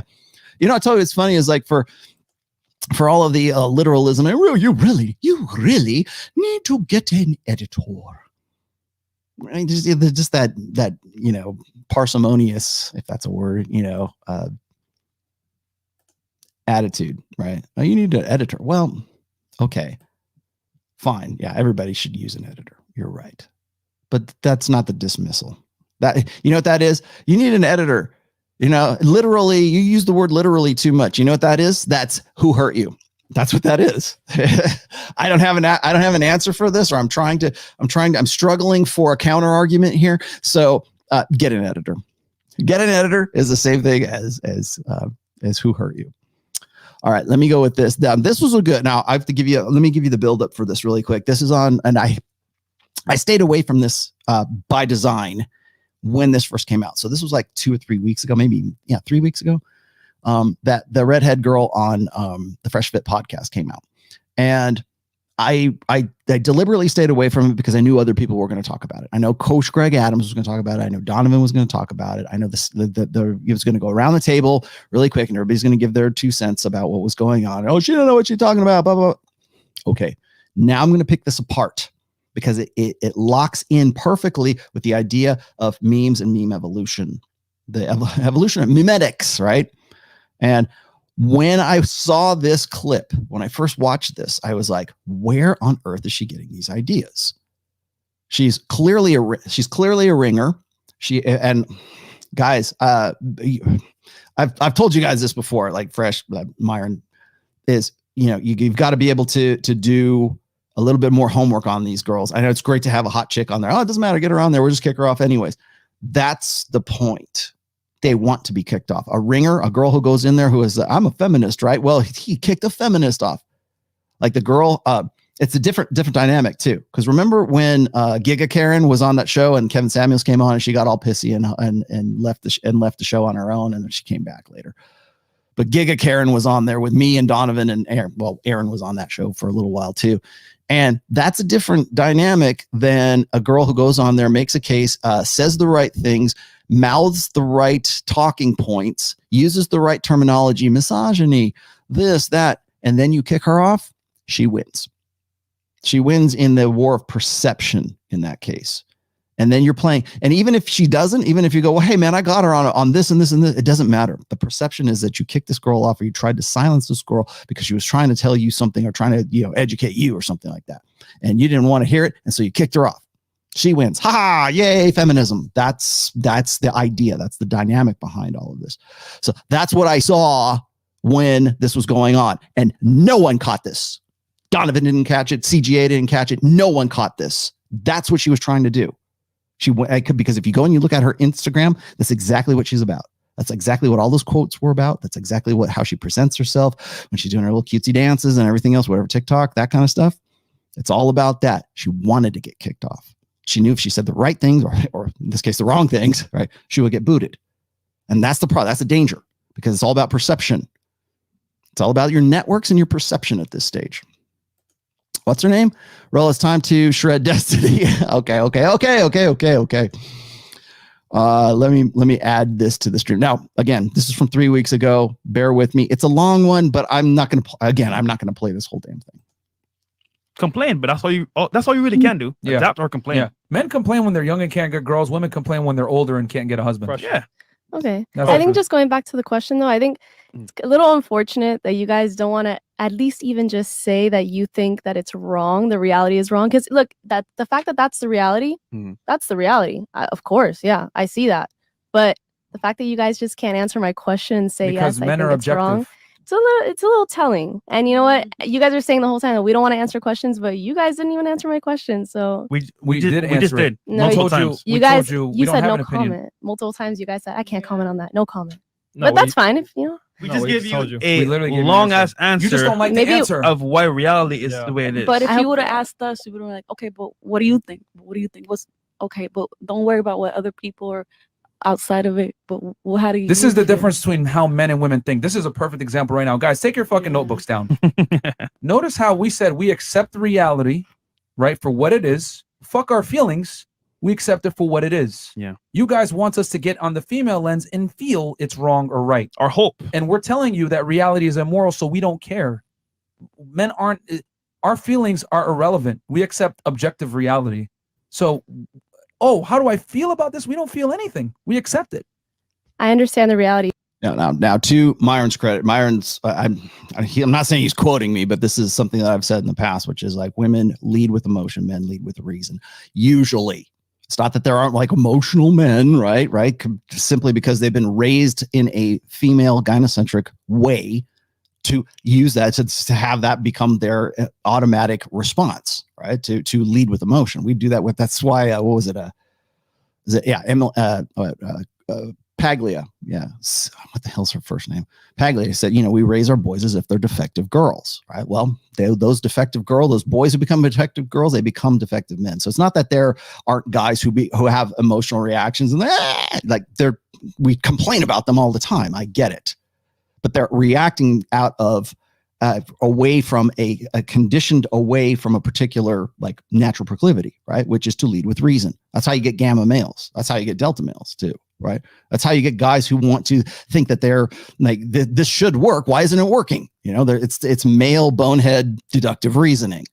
And so men tend to opt for reason first. And it's like I said before, it's instinct, emotion, and reason. For women, it's instinct, reason, and then we figure out how we felt about it as men.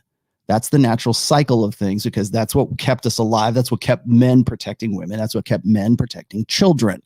We put our feelings aside so that we could deal with the most immediate threat. And that required instinct and reason first. And then we had emotion after. How did I feel about that? Oh my God, I almost died. Right? After the fact. Emotion comes after the fact for guys. But in a gynocentric social order, we're told and we're raised generation after generation that men should, the correct way to experience life is through a female lens, is through instinct, emotion, and then reason, is to use emotion before anything else. In fact, we make emotion our God. If you go and you look at, go read my fourth book, Religion, I talk about that all the time, in like at least 4 chapters in there are talking about that. We made emotionalism, we've lifted emotionalism up to not just a political ideology, but for a religious ideology as well. That comes directly from a gynocentric social order, from a female correct way of experiencing the world. And that's what Myron's kind of hint at or trying to dig at here. Now, it might be a lost cause on some of these girls, but on Red, it's not, because she doesn't have a counter to that, but she's going to fall back on the misogyny accusations here in just a second. But this was the part of the show that you guys were saying, do you have any questions for us? And I was asking you for your opinion, and you guys were saying, oh, I can't comment on this. Maybe you guys should just watch this podcast back and see what I was saying, because I feel like you guys are not understanding, or you just you don't want to say the words, which I understand, because this is what your podcast like relies on. This is your whole basis of your podcast. You guys are like reframing misogynistic ideals for modern men to consume and be okay with. So, but that was my question. And if you guys didn't want to answer it, that's fine. What was misogynist? Yeah, can you tell us what was misogynistic about the podcast? Please tell us. You guys can just scroll through your Instagram page, you guys. Can you tell us what was misogynistic? Just one thing. One thing? Because that's a pretty serious claim. It is. That's a pretty you guys have your preferences, and you guys have your preferences, which is fine, but there are definitely some misogynistic tendencies you guys have, especially throughout your Instagram page. Yeah, for example, on one of your posts. Okay, so you see what she said there? She's already defining the argument. She's already said, that's your preference. That's your opinion. Right? No, and she's not going to ever accept the fact that his opinion or what he's stating there is based on empirical data. It's based on empirical fact. And you go, well, we need to see those stats. We've done those. We did those shows. In fact, Myron and I did a very long show showing the stats and the reason and everything else that comes along with why we think the way we do, right? Why we put things out there. Why, like, there's the praxeology, there's the kind of like the loose science. I see, Sam, thanks. The kind of the loose science of the red pill, which like I said, is multidisciplinary. It's evolutionary psychology, it's evolutionary biology, it's a bit of anthropology, it's sociology. There's a lot of different sort of subfields in the red pill. So it's like next to impossible. And I think a lot of women understand that, because even if you had to like explain it to them, you'd be sitting there for a 4-hour show. You can't do that. But so now it becomes his opinion, because that's how she interprets it, because there's something wrong with him. It's a matter of opinion rather than a matter of fact. And here we have Myron trying to make the case that it's a matter of fact. It's not a matter of opinion. He's going to say that in a second here. And she's going to give this, she saw the TikTok video that he did that got kicked off. That right there, as soon as she says, well, you did this TikTok video and you said, women, you need to boot women out of here, who's basically talking about boundaries and everything. But that was the sort of the infamous TikTok video that got him banned, or got Fresh and Fit banned from TikTok. It's one of the reasons why I don't think they're back on TikTok yet. But that's kind of, honestly, that kind of put him on the map back in January. And she saw that. That's how you know she's a ringer. She's bringing that up. And this was in July, right? So she's bringing that up in July. She's bringing up 6 or 7 months after the fact. So she knows what she's talking about. And this is why she wanted to be on the show. This is why she got into where she's at right here. I believe you said there was an example that you wanted to hook up with a girl. She didn't want to hook up with you, which is fine. Like you said, it was fine. Yeah. But I had to put her in her place. So I said, okay, guys, if a girl doesn't want to hook up with you, that's fine, but put her in her place. You got to call another girl in front of her and let her know. Like, it just seems like in that little video I saw, it's like your ego is so hurt by the fact that a woman doesn't want to sleep with you that you have to go out of your way to disrespect her instead of just leaving her apartment and going. You have the freedom to do what you want to do. You want to go sleep with 5 girls after her? That's fine. But it's just like, you guys definitely have those misogynistic tendencies. And I see it in your comments, girls, going off in your comments. And it's just like, but I get it. This is the basis of your podcast. This is why guys watch your podcast. Your fan base is. She's setting the narrative here. She's setting the theme. What she's doing is creating a context into which she's hoping that Myron and Fresh will fit into, that they'll agree, right? That they'll fit into this thing. And she knows exactly what she's doing, because this is usually what women will do when they don't have a legitimate counter argument for when guys lead with reason. They don't have the counter argument, so they've got to go and say, we exist in a female primary existence, right? The female way of experiencing the world is the correct way of experiencing it, and let me set the stage for you. That's exactly what she just did here. Just like you guys, a lot of the time, I'm sure. But I mean, it's interesting to hear, and I thank you for inviting me. Strong. And that's hold on, no. That's where she thought she was going to get kicked off. Thank you for inviting me. I know I'm going to get kicked off now. See you later. She was actually hoping to be dumped right there. I'm going to say this, I'm going to set this stage, kick me off now so that I'm right.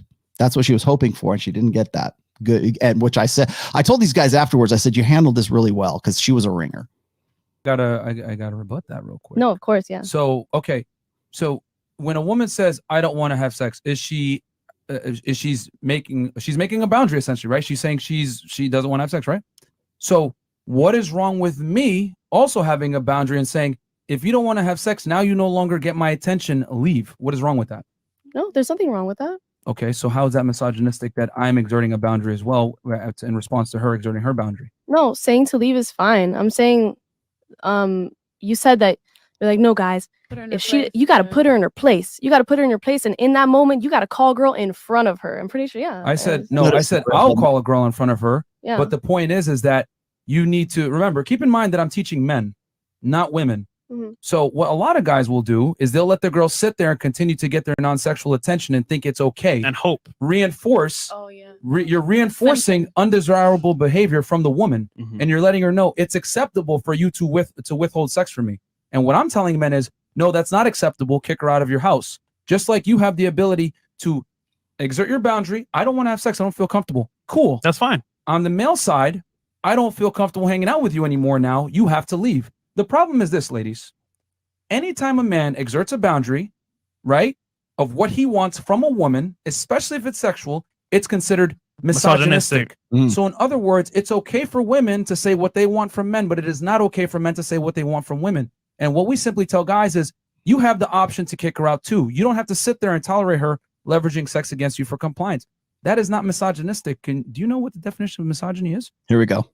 This is what I want. I'm saying that's not you telling her to leave, or you leaving is what not. What does misogyny mean? misogynistic. What does misogyny mean? Misogyny, it's like being against women in general. No, it is the hatred and or contempt of women. Yes. Where do we say we hate women? Definition. Please tell us where. Where do we hate women? Where do you hate women? Yes. Is that the only definition of misogyny? Yeah.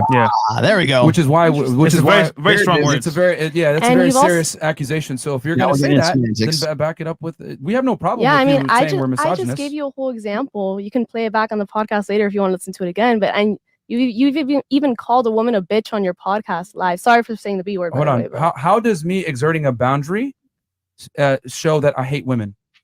Maybe she meant patriarchal, not so No, much misogynistic. Let her answer it. Let her answer it. You. Wait. I already explained it wasn't the fact that you were setting a boundary.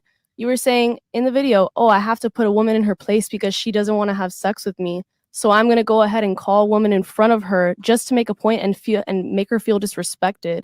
There we go. Okay. So what we just witnessed right here is a clash between rationalism versus the emotional theater, right? The emotional context into which we're supposed to interpret this.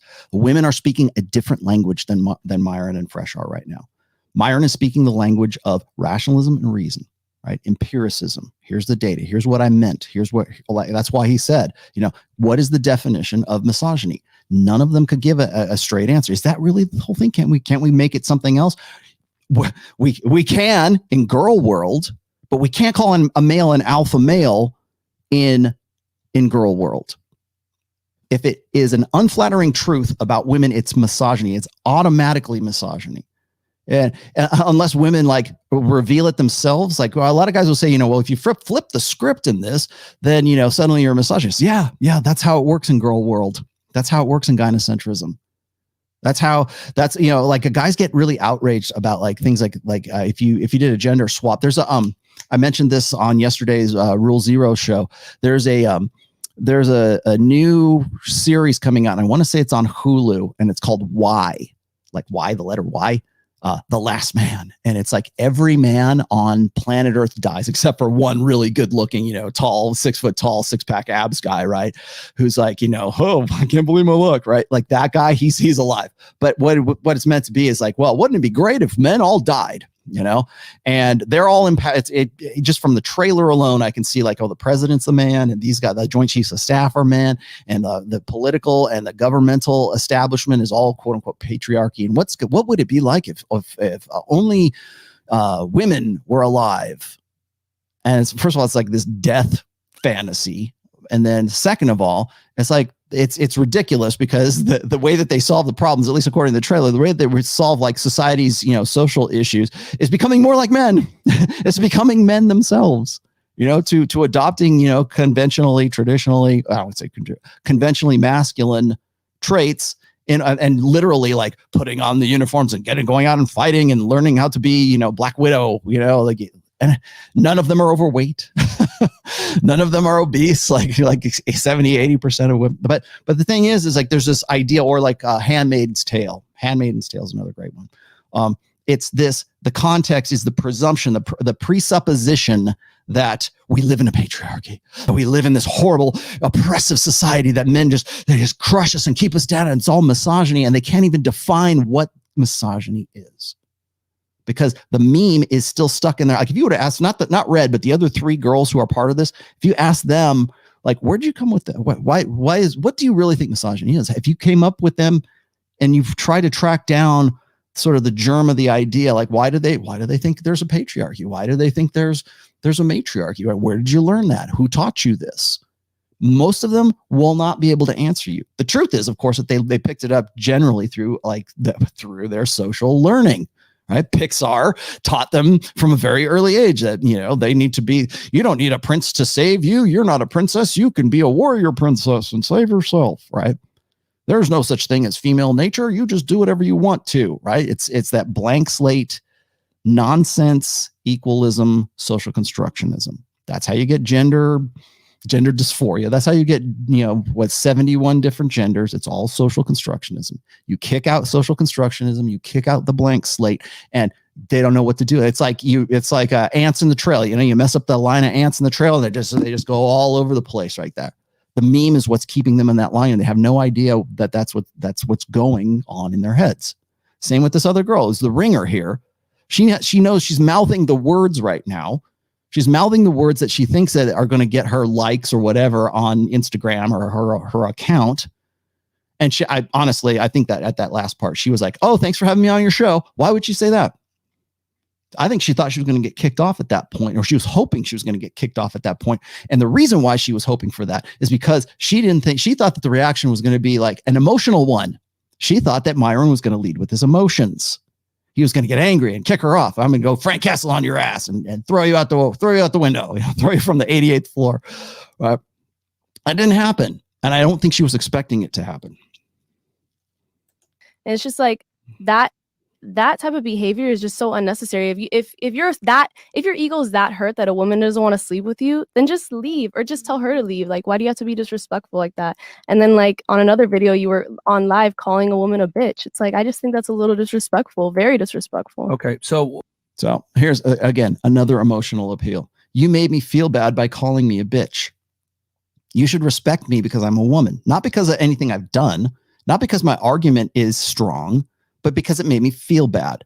You'll also notice that she uses the same language that has been used since the early 70s, late 60s, early 70s. Why is your ego hurt because a girl doesn't want to sleep with you? That's not what the point was. The point was establish boundaries. Tell her, you know what, you got something else going on. Now, I don't necessarily agree with the practice. I don't think it's the best practice to just go and be overt about it and go, "Hey, bitch, I got another girl on speed dial, blah, blah, blah." There's ways to do to put a woman on ice. There's ways like no one gives women grief for ghosting a guy that is a creep, that she'll just, "Oh, he's a creep. Okay, well, you ghosted him. Good for you, girl. You got to watch out for yourself." Remember, what was it? I know it wasn't, I've heard Rich say this before, and I don't know if it's his quote or not, but it's like, for women, it's do what's right for you. And for men, it's do the right thing.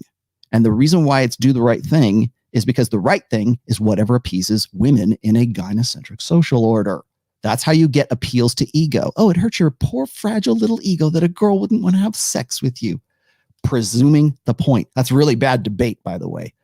It's a really bad debating technique. Presuming the point. Presuming that you're already right. Now, they don't even, and here's the other thing. They don't even realize they're doing it. It's all these logical fallacies, right? That's one of them. Like straw man is another. They've already built him into a straw man. There's one.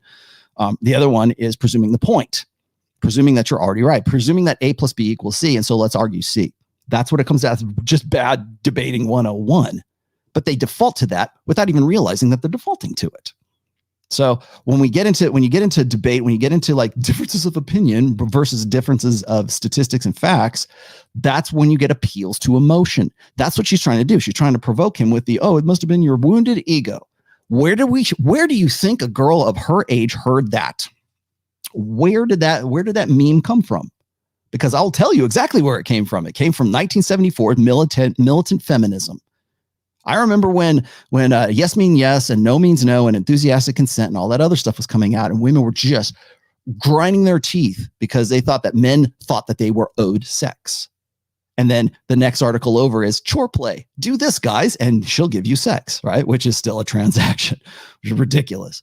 But the idea that any man might be owed sex is really tough for women, because what happens is it triggers that existential fear in women, which is that some man somewhere, some outside force is going to remove her sexual selectivity. It's going to take, because remember, again, the existential fear of women is to not have control over sexual selection. That's why you get like forced sexual copulation. I'm not going to say the word until Friday on this show. I'll be going on Fresh and Fit on Friday. Actually, probably before that, probably like Thursday. I'm flying out to Miami on Wednesday to do a show with Myron about forced sexual copulation statistics and those memes. That's why I'm leading tonight with memes. This is where I'm going. We're doing our homework. We're doing our stats and really need to be bulletproof with this topic, and we are. But the reason is because you can't even say the word. I can't even say the word on YouTube without triggering the algorithm. That's a pretty powerful word.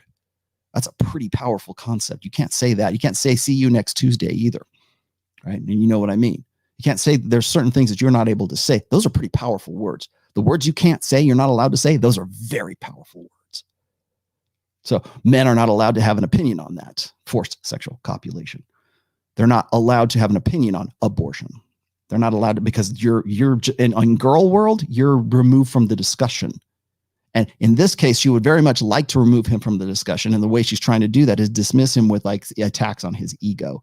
You're not owed sex. You know that? Yeah, I do know that. In fact, that's one of the first things that the red pill teaches. That it's not like, it's not like it's not tit for tat. It's not transactional. I've done dozens of videos on transactional sex versus validational sex. But again, to explain that accurately, to refute this would be very, very difficult in a show that's even a 3-hour show would be very, very difficult to do, because you can show your reasoning and you can show your chain of thought, how you get to the conclusion that you get to, and you'll bore the hell out of them. And by then there'll be 4 White Claws in and they won't even know what they're talking about by the end of the discussion.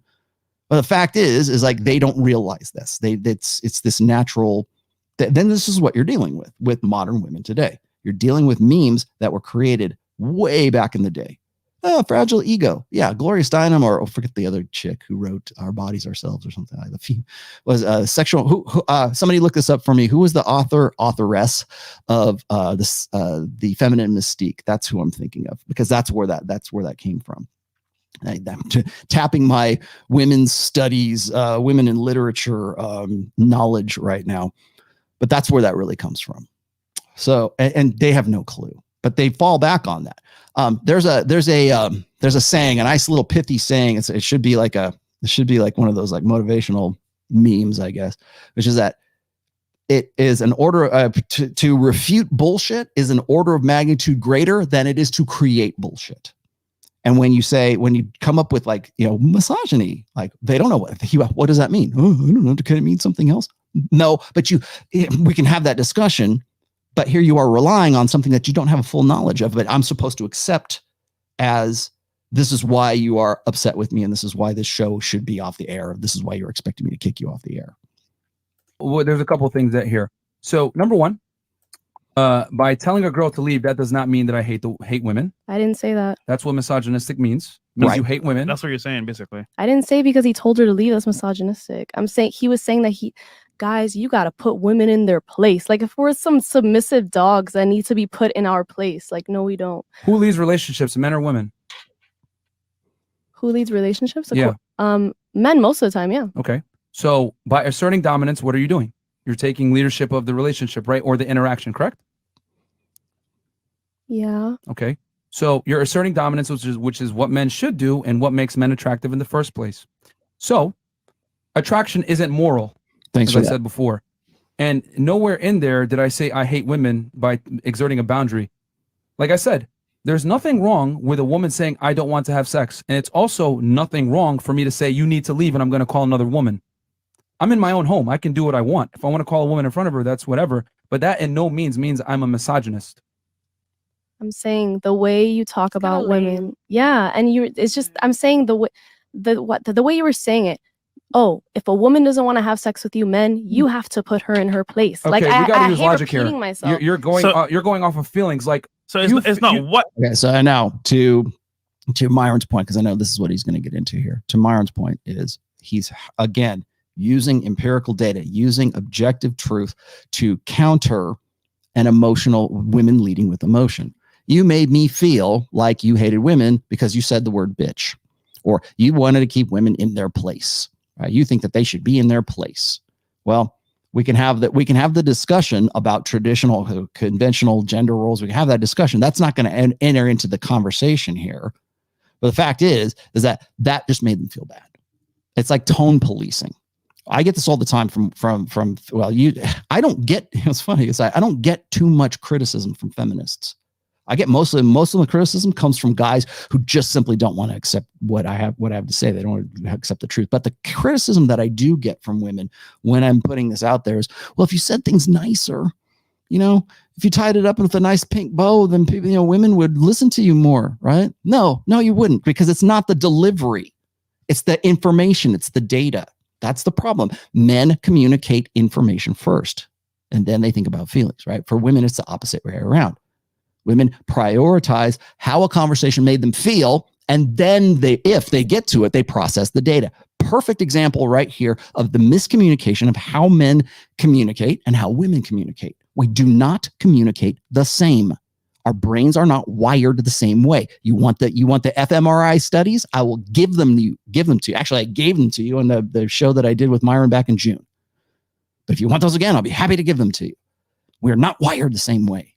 Women have, and here's the thing, if I point out all the studies that show that women have a better facility or better faculties, whatever, for communication, for subcommunication, for innuendo, for vocal intonations, for facial expressions, for understanding, visual community, body language and that kind of stuff. If I show you those studies, women are just like, oh yeah, of course. But if I say that men have better rational faculties, we're better at math, we're better at geolocation, we're better at manipulating three-dimensional objects, we're better at throwing things naturally, right, straight out of the womb. If I show you those studies, then it's, that's just that Evo Psych stuff. That's just so misogynistic. That's because we're in a gynocentric social order. That gets suppressed, whereas anything that's complementary to woman's nature, which in this case it is, right? The communication, that gets pushed up. That gets pushed up to the top of the heap. That goes up in the algorithm, and men being able to throw a rock better than women or a ball or whatever, that goes down to the bottom. That's where we're at right now. That's why you have this clash. And that's why I wanted to highlight this video today, is because that's where we're at. It's the clash between emotionalism versus rationalism. And this is there's no better illustration of that. I feel like I'm the one that has to sort of do the play-by-play, like I'm the John Madden of the red pill, like give my X's and O's and say, and then he says this. I could do that, but this is where it boils down. This is where the rubber meets the road with respect to the war really that's going on between rationalism and emotionalism. I feel. Fuck your feelings. God side on Joe Rogan. I'm quoting him. Fuck your feelings, because nobody cares about, and certainly nobody cares about men's feelings, and they shouldn't. Honestly, they shouldn't care about your feelings, because it's only important to you, really. And the sooner you accept that, the better off you're going to be. All right. Oh, you should reach out for help. Yeah, you should. I'm not saying you shouldn't. You're depressed. You're suicidal. Definitely, reach out for help. Right. Make sure it's another guy, but don't expect women's empathy or sympathy to be on tap. And God forbid, don't expect women to get off on the fact that you're vulnerable with your feelings or whatever. That's you leaning over into women's preferred way of communicating. That's you trying to operate in a female dynamic. That's you trying to operate in a gynocentric, female correct paradigm. You know, a lot of guys reach out for help with an AK-47 or AR-15, right? They have their emotional. I mean, express yourself emotionally. Okay, that's their expression. You told them to do it. That's the anger is that's the emotion they want to express. There you go. That's how you get movies like The Joker. You know, that's why that's popular, because it's a fantasy. It's a retribution fantasy. But he is expressing himself emotionally. So there you go. You got what you wish for, ladies. The fact is that men and women don't communicate the same way because we don't interpret our world in the same way. We don't interpret respect the same way. We don't interpret love the same way. We don't interpret. And again, there's nothing wrong with that. I'm not saying men are better than women or women are better than men. I'm just saying that they are better suited for different challenges that the world and the environment places on us. It's okay that women lead with emotion. It's okay that men should, anyways, be naturally, innately lead with reason. Our strengths make up for women's weaknesses, and women's strengths make up for men's weaknesses. We're supposed to be that way. It's complementary. We're supposed to be complementary to one another. That's been the success of this species for over 100,000 years, because we have been complements like that, because we have had gender roles, because we have had conventional masculinity and conventional femininity. And there's nothing wrong with those things. The only thing that makes them wrong is when you have these memes in your head that say, you shouldn't feel good like that. Beauty is a social construct. No, it's not. I can show you the data that showed that it's not. Multicultural, multi-ethnic data that shows that there is a universal, objective standard for beauty for both men and women. Like, different concepts, right? I can show you those too if you'd like. You know, oh, show me the data. Okay, fine. I'll put it in the description if that's what you want. But here we have it. This is the clash between, and this is why I say they're not speaking the same language. Do you get that? Kind of a little bit in this conversation. He's speaking in a language that she doesn't understand. It's the same. It's English, right? But he's speaking from in a way that is a presumption that she's going to understand the concepts he's putting out there, and she is speaking from a position where this is how I feel, and this is and because I've always been coddled to, and because we live in a gynocentric social order, you're supposed to understand what it is that I'm saying, and you're supposed to submit to me. This is ideological, memetic warfare is what's going on between the two of them here. He said it's how he said it, right? No, it is what he said. He said what he said in the video. You guys can play it or rewatch it. I don't know what you want to do. And like I said, you've called women a bitch. The B When did I word call a woman a bitch? When? It's on your Instagram page. I saw it yesterday. Okay, so hold on. What she do? That Hold on. Yeah, because that's the thing. Yeah. I've called men bitches. I've called women bitches. I've insulted everyone. Here's the thing that you don't like. Women have fought for equality. Therefore, they're equal and they can make their own decisions, correct? From a society standpoint, right? Same rights, same privileges, whatever. I can't think of a right or a privilege that a woman has that a man doesn't. I can find privileges that women have that men don't. A lot. So, with that said, women are free to make their choices. The difference is that there's consequences to these choices. You don't want to have sex? Cool. Now you must leave. Nothing misogynistic about me exerting a boundary just like she did. Number 2, calling a woman a bitch. Under what context? Because if a woman is acting rude or crass, she can be called a bitch just like any other woman and or any other man. I insult everyone the same. I've kicked men off this show. I've kicked women off this show. So calling a women don't get privilege for being women just to act ridiculous and not be called out on it. If I call a woman a bitch, under what context was it? She probably did something wrong for me to call her that. Are you a misogynist because you refer to other women as bitches? I'm sure you have referred to other women as bitches. Are you a misogynist for that? When women refer to other women as bitches, it's like, oh, hey, bitch. It's not like you're a fucking bitch. Like, no, sorry. Okay, have you never called a woman a bitch in a degrading form? To shit on her, are you fucking bitch? You've never done that. Of course I've called a woman. Are you a misogynist? before. No, but Okay. I'm trying to say that in that video, what you were doing is like, it seems like your ego was so hurt that the girl didn't want to sleep with you, that you have to go out of your way to call a woman in front of her just to make her feel bad. And like you were talking about women in a way that you have to teach them a lesson if they don't want to sleep with you. And it's just like, why can't a woman just not want to sleep with you because she doesn't want to sleep with you? And that's okay, but there's consequences to that. Why should there be consequences if I don't want to? Yeah, so she's misinterpreting what he's saying right here, because again, she's leading with emotion. And it's how did it make her feel? That's why she keeps going back to the same memes. Your ego, your fragile ego can't stand that the girl wouldn't want to have sex with you. No, that's not it. What it is he's trying to teach simple pragmatism. And I'm going to buff him out right here because I know he's giving me crap in the past. But like Alan Roger Curry's right, 100% right when it comes to mode 1, as far as pragmatism is concerned. Stop wasting time. That's all Myron was really trying to say here. Is that say, hey, look, bitch, I'm gonna call somebody else. We can, women write songs about putting guys on hold, putting guys on ice, right? I mean, look at. I'm trying to grasp the name of the song right now. It's like, I got another guy up in the shower right now. I forget what the hell the lyrics were from. I don't even know, but it's like, that's okay because it appealed. Like, or what is it? The one about before he cheats? But that's a good. Like, women can like rattle off those lyrics from that song. What is it? It has what the hell's her name? Somebody give me the name for the girl who wrote the Country Star, whatever her name is. Anyways, like women will be able to recite the lyrics for that, and that's okay. It's okay to vandalize the guy's, big giant 4-wheel drive, nice truck with a, key is truck. Because Meg Thee Stallion, there it is. That was the one. Exactly. It's like it's okay to appeal to emotions for women if it's in their favor. If it's flattering to female nature, then it's just fine for that. All Myron was saying is very similar to what Alan Roger Curry says, which is don't waste time. Don't play with manipulative game players.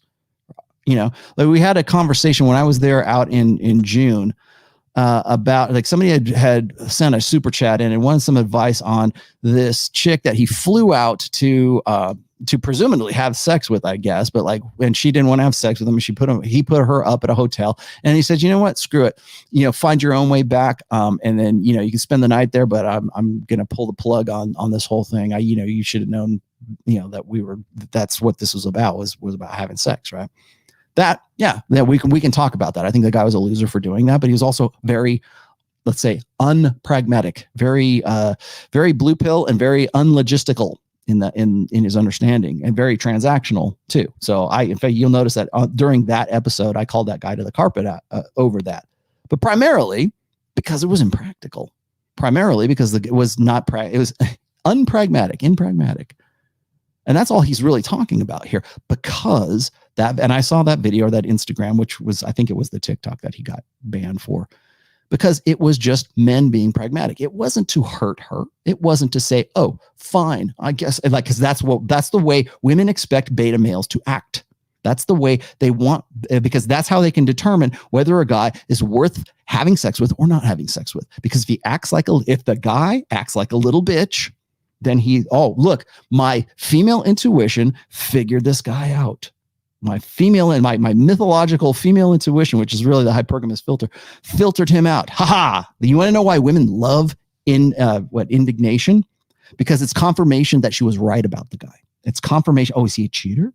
Right. That's why you want to know why the The Bachelor and the Bachelorette or Cheaters was such a hot show for the longest time, or even like whenever you had like sort of the repentant PUA goes on, Oprah or whatever daytime talk goes on The View or whatever, and he's the prodigal son and he comes back and begs for forgiveness from a female-centric society. You want to know why those shows are so popular? Because it triggers women's emotion when it comes to indignation, to figuring out, is this guy really cheating on me? Is he really who he says he is? And he's like, oh no, you got me. Haha, I'm really a cheater, but I'm changing my ways. Ha! I got him. That's the rush. I get a chemical rush from that, from figuring out that the guy was actually not who he said he was. And the reason for that is because in our evolutionary ancestral past, that women have a much higher investment in reproduction. Because if she gets with the wrong guy, if her intuition, her magical intuition isn't accurate about that guy, she could be saddled with his children. She could be a death sentence for her. I've said that before. And so what is the payoff? What's the reward for figuring out that the guy isn't who he says he is? He's not authentic. What's the reward? That indignation rush, that feel of, got him. Ha. You get flushed and everything. There's probably a chemical cocktail. I don't know what it is. I'm not an endocrinologist, but there's probably women probably get a dopamine or an endorphin hit when they feel that, they experience that. That's why a lot of popular media that is meant to cater to women the Bachelor, the Bachelorette, romantic comedies, even romance novels is, oh, is he really who he says he is? And that's the anticipation of the trying to figure it out, the whodunit kind of thing.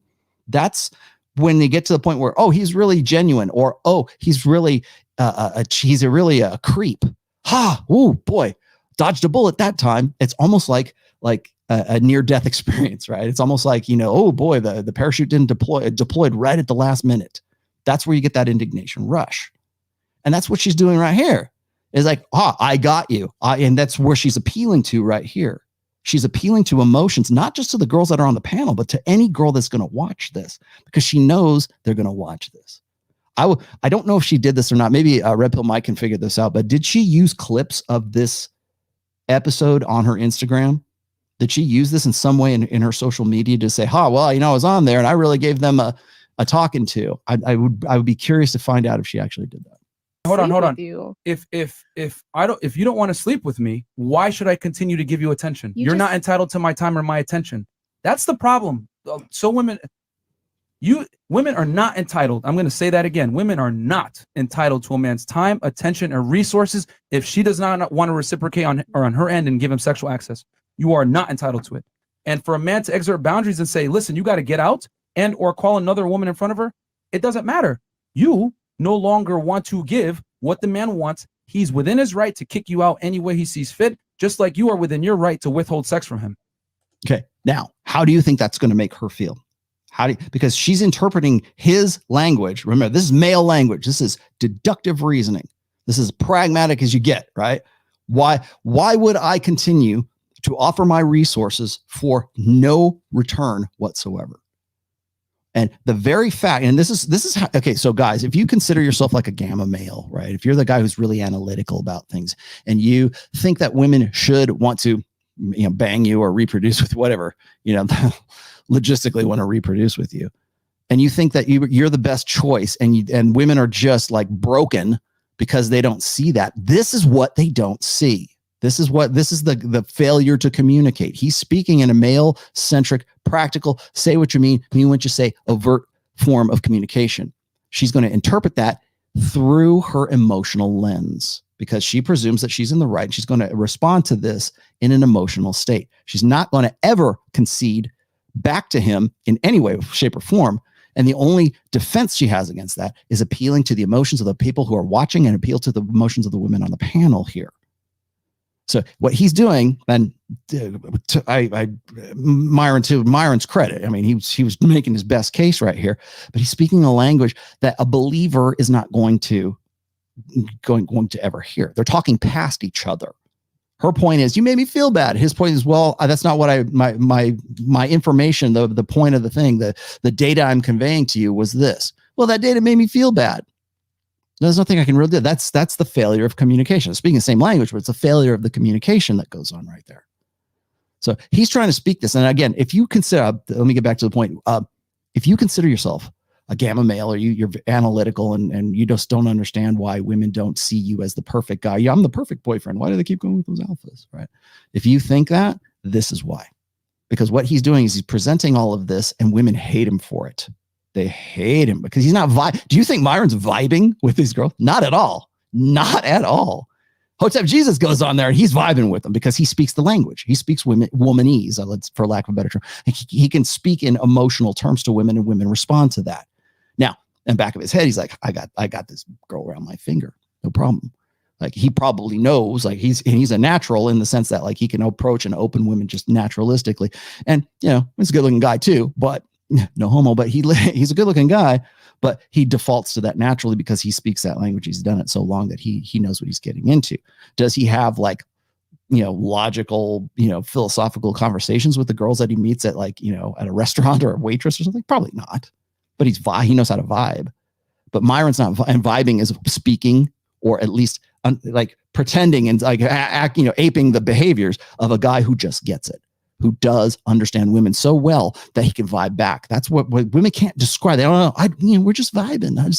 If I'm vibing with the guy, he's got to be hot. He got to look like he has status and some kind of money. But more importantly, we got to vibe. There has to be a congruency between all those things. That's why I keep talking about congruency. There's no congruency here with Myron. And this is what, like I said, gamma males do, is they present data and he's right, but he's going to lose the argument. I said that this is the joke. I'm going to lose this argument, but not because I'm wrong, but because we're just going to kill the argument, because you're just going to simply go off and tell your friends, and perceptually you're the one that's right. As I said, it is an order of magnitude greater to refute bullshit than it is to create bullshit. And if you live in a world where easily had a bullshit is the norm, no problem. No problem. You're always right. Shoot the arrow, paint the target around it, and you always get a bullseye. And that's what she's going to appeal to here. Like you just said there should be consequences if a woman doesn't want to sleep with you. That Yes. is so troubling. Like, How's that troubling? is just, you don't see how that's weird? Like, that's just weird. So it's okay for you to have multiple dates with a guy. Consequences? Hold on. It's okay for you to go on multiple dates with a guy, right? Pay for everything, and you never sleep with him. That's okay too, right? Wait, I'm sorry. Is he entitled to having sex with me just because he takes me on dates? No, I'm saying if you go on multiple dates with a guy, right? Yeah. And you feel like, you know what? I don't want to give him sex. That's okay, right? I think you should do whatever you want to do on guys, and like sexually. If you don't want to have sex with a man after 5 dates, you don't have to. Perfect. So if he wants to call a girl in front of you, that's his prerogative, right? Of course. I'm just saying he was saying to do that as a consequence, because to shame a woman. Well, it's because you're not having sex with me, I'm gonna call someone and make you feel some type of way. Yes, it's because the consequence is him calling a girl. You know what I'm saying? So it's like the same thing as a girl, punching a guy from not having sex. Punching a guy? No, punishing. Oh, punishing a guy. The point is that it's okay for women to withhold sex from men with zero consequence, but it's not okay to kick out girls and or hold them to some kind of consequence when they don't want to give sex. You can do whatever you want. Exactly. I just think in the video that I'm talking about, you guys were saying it in a very disrespectful way, saying that there should, and like you just said, there should be consequences if she doesn't want to sleep with you. It's like, at the end of the day, I'm sorry, guys are not entitled to your body, like regardless how many and you're dates not you go entitled on. to a man's time. Yeah, and sorry, go ahead. No, go ahead. I've been talking too much. I get what you're saying, but he probably didn't mean it in that way, Mm. But it does sound a little rapey. No, just a little bit. No. Yeah. See, this is the thing, man. And this is why this podcast is so important. Yep, guys, this is the reality of the world. Women want to be able to exercise the discretion to give you sex anytime they see fit, but they don't want you to exercise the discretion to withdraw attention and or time at any time you see fit when you no longer get what you want. That's not what I'm saying. No, I literally said she doesn't want to give me sex. That's not what I'm saying. Yeah, what I'm saying is it made me feel bad. It triggered my indignation, whatever, module of my brain. That's what it did. Because women hate the idea that any man out there would ever think that they are entitled to sex with that woman. Why? Because it removes sexual selectivity from that woman. It removes the power of hypergamy over her own decisions with who she's going to reproduce with away from that woman. That's why forced sexual copulation is the worst of the worst. That's why you can't even say the damn name on YouTube, because that's what it is. That's forced sexual copulation in any other species is like next to the norm right now. And I hate to put it that way. This is not an endorsement of that. I'm not saying it's not a horrible thing, but I'm saying that there are literally species of animals that have like insects that develop hooks so that they can like force copulation on another animal. Right? It's removing that, and that is what the women's number one fear. That's why it's like, oh, it's invasive. It's what is it? It's a violation. Yeah, it is. You're 100% right.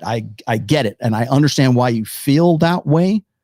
But like, here's the thing: is like the guys who are saying, hey, well, if she's not, DTF, if she's not down to fuck, then you have every right to just pick up and go. You don't have to call her. You call her a bitch, she's a bitch, whatever. But like, you have every right to pick up and leave.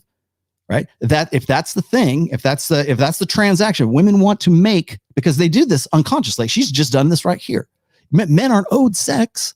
Okay, so it's not a transaction then, or it's only a transaction if the guy qualifies. It's only a transaction if he's got enough money. Sugar daddies, you're goddamn right. It's a freaking transaction.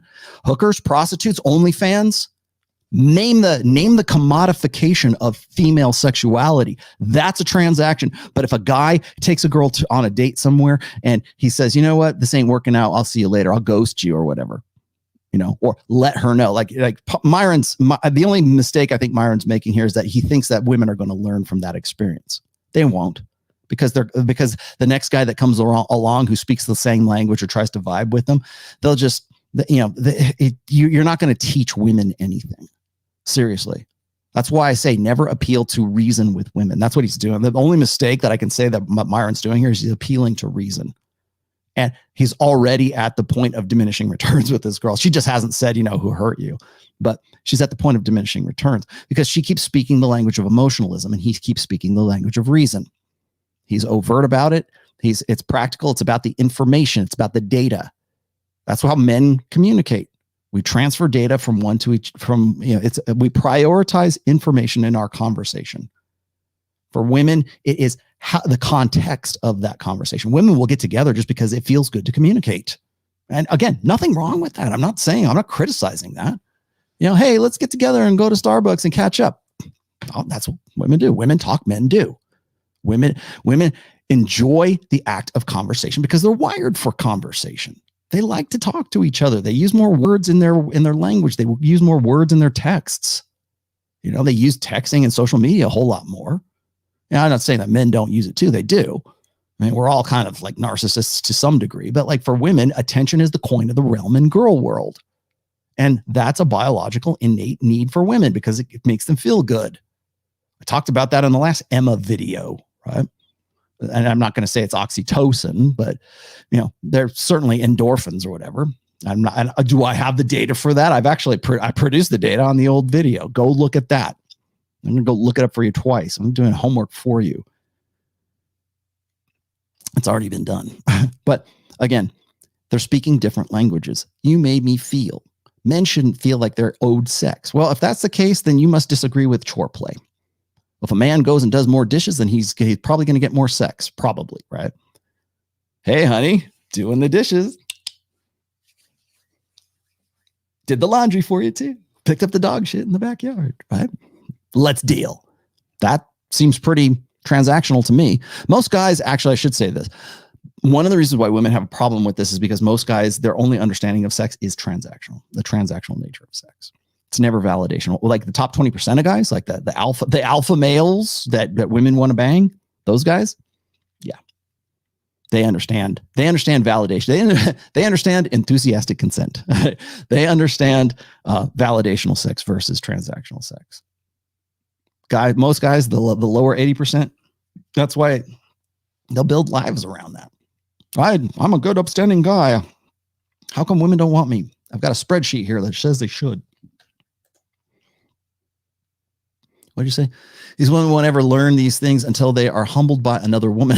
Best way is allowing them to humiliate themselves by telling the truth. Yeah, and that's actually a really good point, good mother, because the on social media and the internet today, we have access. Like I'm doing it right now. I'm broadcasting, right? We have access to pick this apart in a way that we've never had in the past. We've never been able to do what I'm doing right now, or Fresh and Fit are doing right now. We've never been able to do this without owning a television, a commercial television broadcasting network. Now we can do these things. And this again is what I said before at the very beginning of the show. This is a memetic warfare. I'm pointing this out. My pointing this out, showing you like the red pill realities of what's going on in the sky. I'm giving you the play-by-play. My pointing this out is a meme. The red pill is a meme. Right? The understanding, red pill awareness anyways, is certainly a meme. The red pill lens, certainly a meme. Because now you're looking at this with a better, more accurate understanding of human nature, of men's nature and women's nature. You can see it happen in real time. That's why I thought people go, don't you ever get bored of this stuff? No, because I see stuff like this and I'm like, oh my God, it's like proof of concept. And I want to point it out. And it's really hard for me because like people say, where is it? You sly dog. You got me monologuing. I get monologuing, right? and people say, all he ever wants, he just likes to hear the sound of his own voice. No, I get excited about this because I see this happening in real time.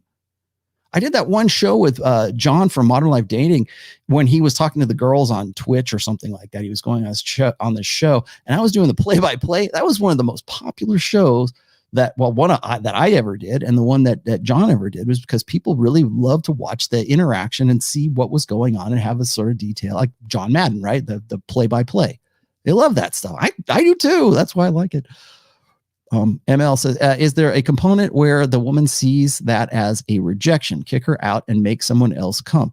It diminishes her value. Yeah, I could see that. I would say, ML, I would say it's more about the risk of reproductive investment. Now, I'm gonna go real, that's very reductionist. Yeah, it is, but it needs to be.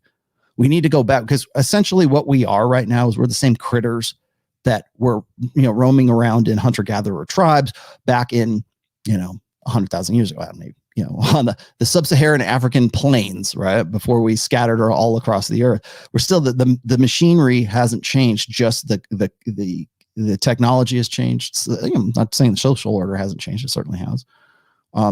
But we're still trying to deal with, we're trying to catch up. It's what I think it was Steve Stuart Williams said, it's genomic lag is what it is. We're still smart monkeys, more or less, right? And I don't mean that in a literal sense. I was just like, the machine is still the machine. And we're still trying to figure out how to interpret things as technology advances way, way ahead of us. So, and I can point that out in not just red pill terms. I can point it out in just life terms. So, anybody else? Let me look here. I missed one back there. Did I miss one? I got Jay here. Oh, Gerald, thank you for that $20. I can't get back to the actual super chat, but thank you for that $20, my friend. Much appreciated.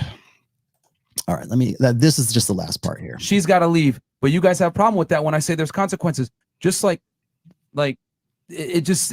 No, I'm saying the manner in which you're going about it and saying that women have to be, like I said, have to be punished. There's consequences because you don't want to have sex with me. That I have to make you feel bad because you don't want to have sex. If a woman does not give you desired behavior, you should punish that and bad behavior. And you were talking about women as if we're these dogs that have to be submissive and trained into being these submissive creatures. That it's there's just something wrong with that to me. Just so you know, right? Most Western women are not feminine at all. Mm-hmm. So to be a part of a man's lifestyle, hey, she may need to be trained to be feminine. So that's normal. So women in Colombia, we should play the video. Oh, we should play the video. Let's get the video and play it. We got 11,000 live viewers. Because here's the thing: if you're going to call someone a misogynist, then you never need to be able to back it up. So we will give you the access to the video. Which video was it? Let's go on our Instagram, TikTok, and pull it up. Was it TikTok? I think it was TikTok. Yep. Posted on Instagram. It was the TikTok. Okay. I think so. So is it on IG? Yeah. So go to Fresh and Fit. I guess it's on IG somewhere. We're gonna go on the Fresh and Fit one. And here's the thing: like I said, this isn't to attack you or anything, but it's just if you're gonna make a claim and say someone's a misogynist, which is a pretty that's a pretty serious accusation. I get how you feel, but to say misogynistic, man, that's a whole nother dynamic. You guys may think that obviously it sounds like I'm being very harsh right now, but I'm not saying you guys are flat out going to be saying misogynistic things like, oh, women ain't, shit, whatever. But I'm saying I can tell that you guys have a lot of misogynistic tendencies in the way you think, maybe, and oh, really? I feel like you guys should be a little, I don't know, just be a little open-minded to that. I think. I mean, there's nothing wrong with being open-minded to your flaws sometimes. So now she's marching. I think everyone should be. So you're saying that we hate women. So once again, she's presuming the point. She's presuming that they're going to agree that, oh yeah, you're right. We probably should march it back a little bit. That's what she's hoping that they're going to do. In fact, I think that's probably what she'd hoped to do before she got kicked off. Was to make that point and hope for the best, pretty much. Right. But and then again, that's what she's trying to do. I'm going to kick it here because let's pull that. Because they're going to show that video. I wanted to point that out, and if you haven't seen that, it's actually about an hour long. Obviously I can't do a full show on that 1 hour thing, but again, it is the conflict of talking past one another, and guys do this all the time. Women do this all the time. Women think when you guys probably have read this. It was in my first book. I've also got a video on it. It's called Just Get It. And women love a man who they believe, perceptually anyways, whether it's reality or not, just gets it. He just gets it. How come men can't just get it? what they're saying, what the frustration that prompts that is they want a guy who speaks the same language. They want a guy who can vibe. They want a guy who can who understands how to be a guy, but also how to give how to be an old order guy, but also give them new order perks to pander and play up to that, to give them, to still understand and still speak in emotional language, but also still be the guy when she wants him to be. I mentioned this in it's a chapter in my first book. It's called The Honor System. And women want that old school, like old order chivalry. In fact, Emma talked about that I didn't show that part of the video, but in the video that I showed earlier, she mentions this guy, the guy talks about this. He's like, well, women want this old order chivalry. The guy has and he even mentioned like courtly love. They want this courtly thing, right? It's like, no, if you knew anything about chivalry and courtly love and the romantic ideal, that would never enter in your thought process as a red pill guy. Chivalry is not what you think it is. Chivalry is feminism 1.0. That's what it is. It's not feminism now. It's just feminism 2.0, right? But back in the day, back in the ideals of courtly love are very, very proto-feminist. Men should qualify to us rather than women qualifying to men. And that's really the disconnect that's going on between Myron and this girl right now. Well, women shouldn't owe you sex. No guy is saying that they should. In fact, most guys say you need to be more authentic. You need to actually do the work, right? You need to actually be the best version of yourself. In fact, I have talked about that, ad infinitum, about like how these guys are saying, you just need to work on yourself and get the bag and get jacked and get the money and get the car. It's like what is it? The Scarface key, path to success, right? First you get the money, then you get the power, then you get the girls, right? So, and I've talked about this before, like it's not necessarily, you don't necessarily have to do it in that order. You don't necessarily even have to be really good at one or the other to be, considered alpha or to be a high value guy, right? If you have a lot of one and very little of another, that might be enough to offset the deficit, right? I've talked about that before, but that's about the transactional nature of sex. That's about tit for tat. That's about, quid pro quo. That's even, I do this and you do that. It's Captain Save-A-Ho, really? No, it's the savior schema is what it is. And the savior schema, this is from my first book. The savior schema is this. Is that if I do something for you, you're going to reciprocate with sex.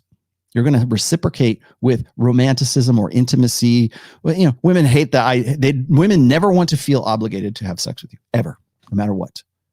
Never want to feel obligation. In fact, in the past, they used to have to. I did a critical thing. Somebody sent me a new article. I was going to actually hit on this maybe on Wednesday's show, but it was another article from another woman. I think it was in Atlantic, and it's the same theme, the same damn theme that I talked about with Pat Campbell back in 2018, and it was duty sex. Like, does a wife have an obligation to have sex with her man?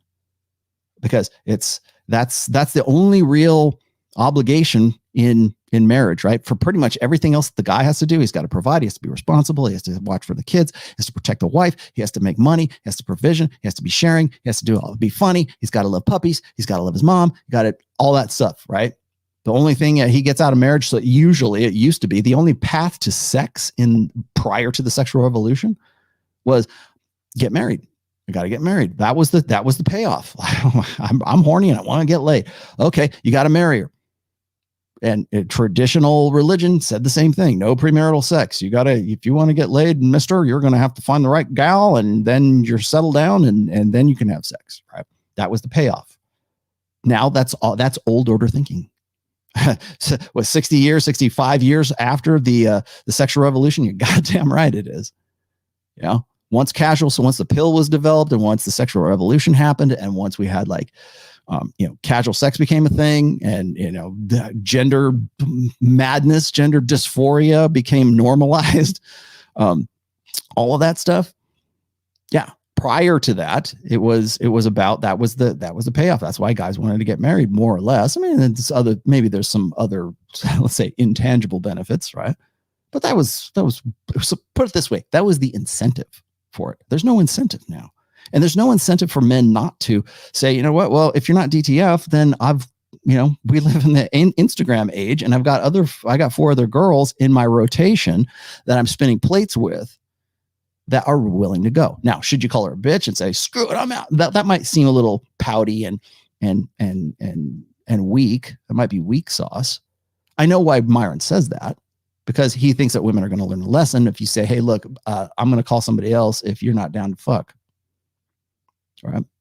Is that not mode one, right? Are you down to fuck? No. Okay, fine. Well, see you later. Have a nice life.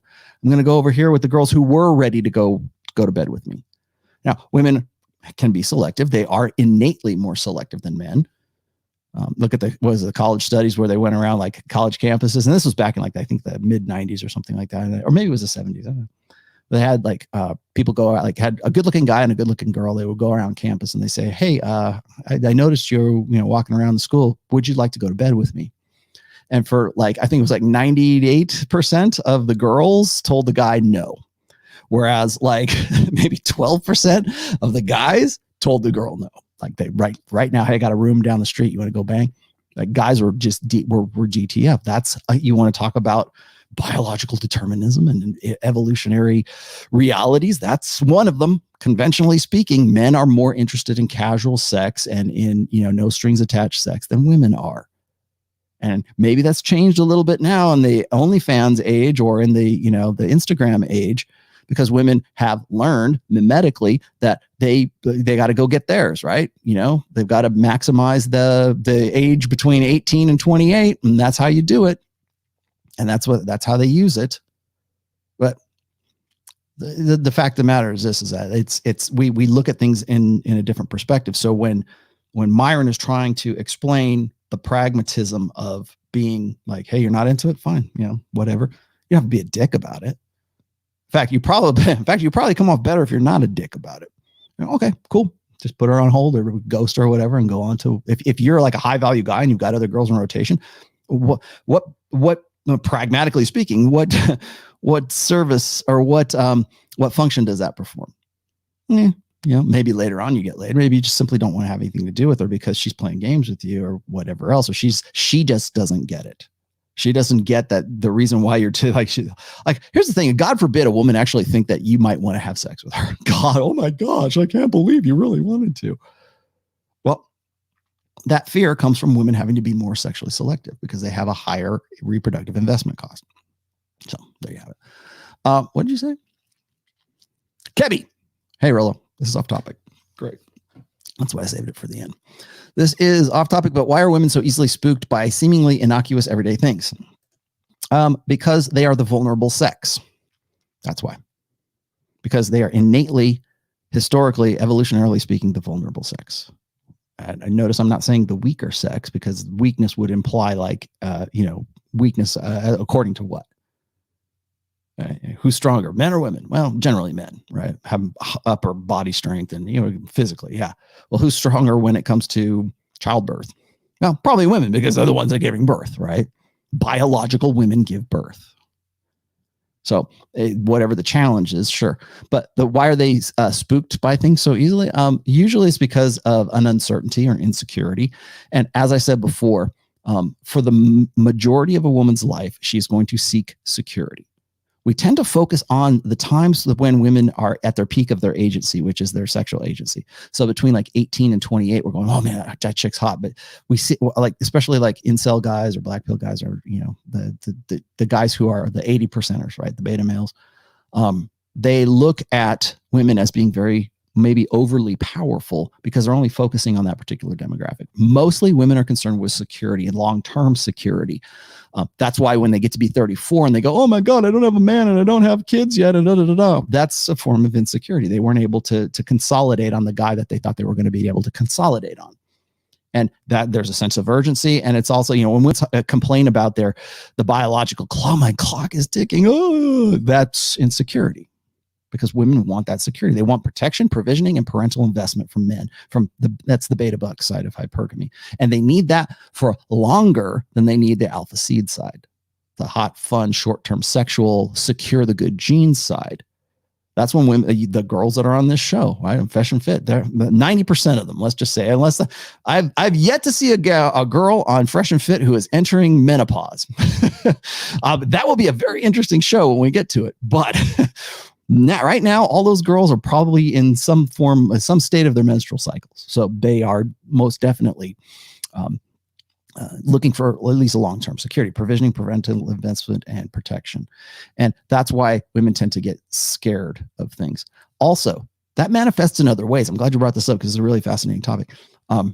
It's not just about like, a spider, a mouse, right? A snake, right? That's species level fear is what that is. Like that's probably good. All snakes are poisonous. Stay away from them. They're not all poisonous, but it's best to behave as if they are. You want to know why women are more superstitious and more religious than men. And you don't believe me? Read my 4th book. All of it's there. Sources cited. Go look it up. It's already there. I did the work for you. Women are, you want to know why chick crack was the first thing that PUAs picked up on, or they figured out? Because it's so obvious and so easy. And that's why women like secret knowledge. That's why they're always the oracle at Delphi, right? They're always the mystical woman, the force of nature, the water nymph, right? The storm goddess. That's why they're always that force of nature. Poison ivy, right? From Batman, right?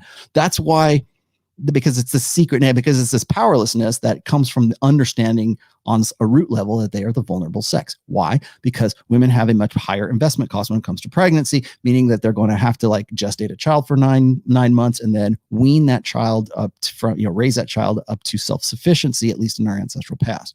That carries over into where we are today. As I said before, we're the same machines, we're the same critters we are now that we were back in the day on the sub-Saharan African plains, hunting and gathering. And we had our defined gender roles because that's what we had. It wasn't socially constructed. It was part of necessity. It was the way we were built. It was the way we evolved. You want to talk about biological evolutionary determinism? Yeah, you're right. You're goddamn right. And there's nothing wrong with it. The only thing that's wrong with that is the meme that says there's something wrong with this. There's something wrong with this. There's something wrong with the old order idea that we should still be clinging to the blank slate. We should still be clinging to social constructionism. That will be the downfall of Western society, is an inability to let go of bad ideas, to let go of bad memes, to let go, like, oh, why do you hate Jung? He had great contribution, but you know what? I'm smarter than Jung. I'm smarter than Maslow. I'm smarter than certainly, Sigmund Freud, right? In fact, a first-year sophomore in high school taking Psych 101 is smarter than Carl Jung. You know why? Because he has all the access to all Carl Jung stuff. And don't give me the IQ crap, okay? We build on the basis and the foundations of guys who came before us. That's why I can say hypergamy means this. Because I'm taking that and I'm building that and I'm expanding the definition of that. How dare you? I don't care. I don't care. Somebody's going to do it, whether it's me or Dr. Jordan Peterson or whoever has the DR in front of his name. Somebody's going to do it. So, people lost their minds when I said that. I tweeted that out one time. I said, yeah, I am smarter than him. I'm smarter than Carl Jung. Wow. I'm smarter than, St. Thomas Aquinas. You think you're smarter than the ancients of old, the ancient wisdom of old? Yeah. Because I have access to information that they had no clue existed. And I can use that to develop it and use it in a different way. I'm not saying they didn't have contributions. I'm not saying they weren't great men. They were, right? Even Carl Jung, who I don't really have all that much respect for. I think we deify that guy. But again, first year sophomore in high school has more access with the internet to information that was simply unavailable to those guys back in the day. Well, it's all about IQ and yeah. There's a certain genetic, character. The genetic determination of IQ. There's a genetic determination of partial of personality. There's partial genetic. You can trace genes back to a lot of things, a lot of behaviors that a lot of people won't think is like personal responsibility or whatever. You can still trace those. I'm not saying the devil made me do it, and I'm not saying Evo Psych made you do it. You're still responsible for your own goddamn actions. But they are the probability and the proclivity that you have to do those actions.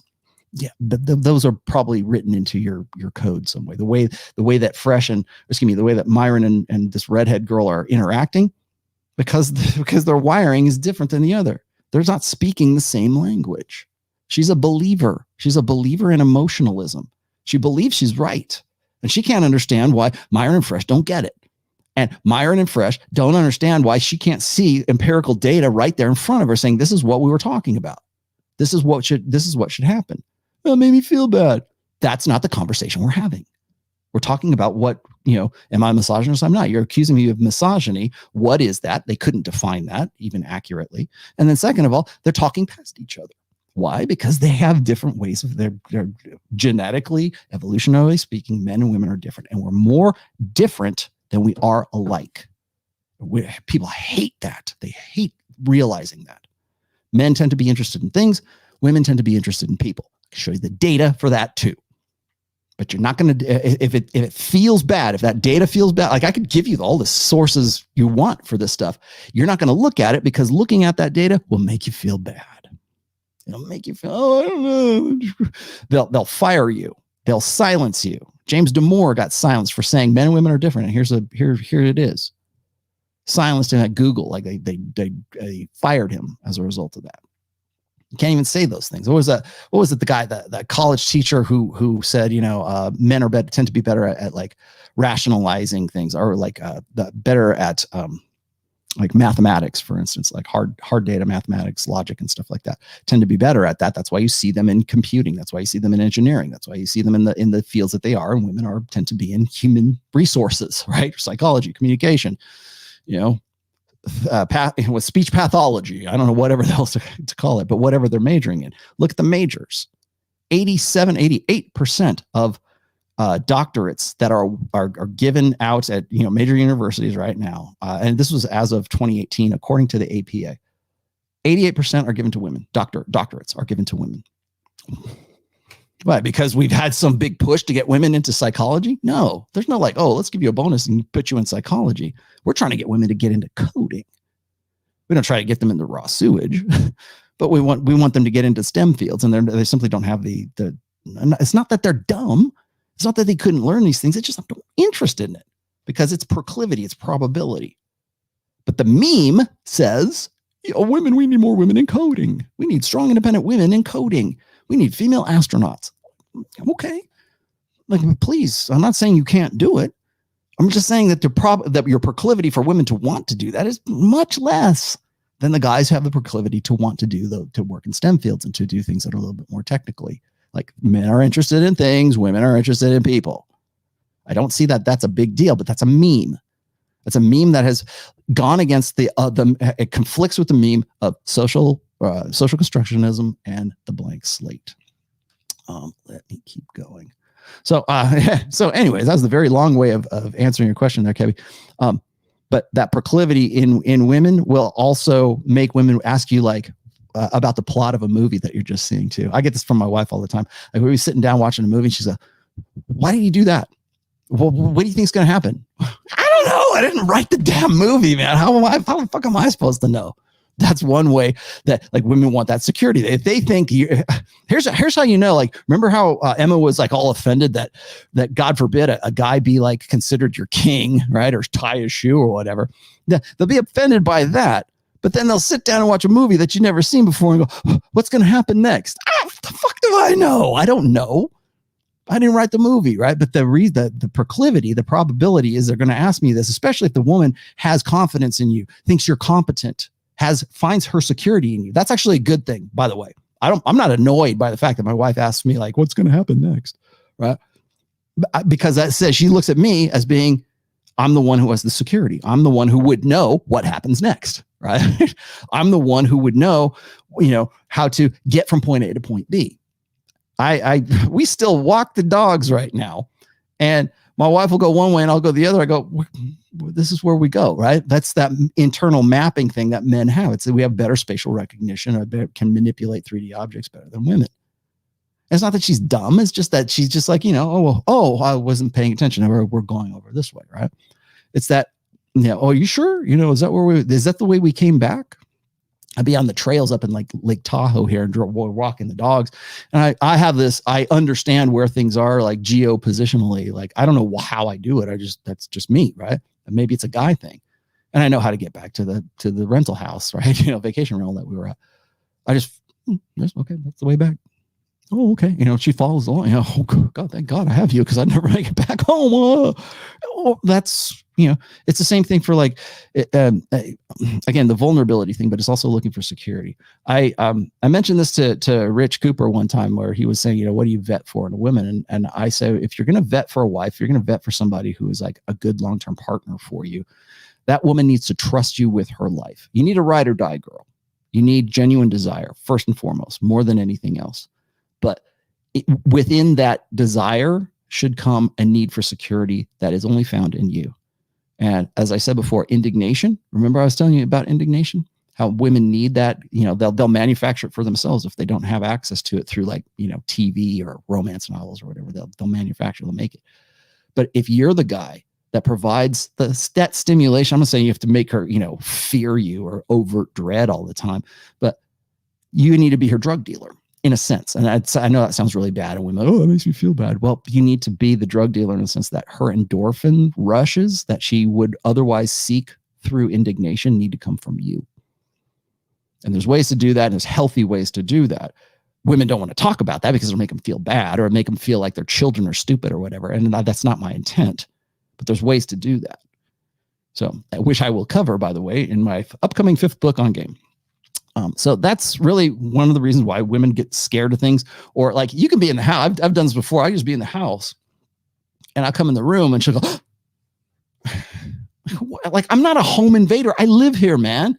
And it's like, it's that need for like protection. It's that need for, oh, it's you, like, it's not this, it's this, sudden, need for or sudden surprise. Oh, I didn't know you were going to be there. It's not a bad thing. It's a self-preservation thing.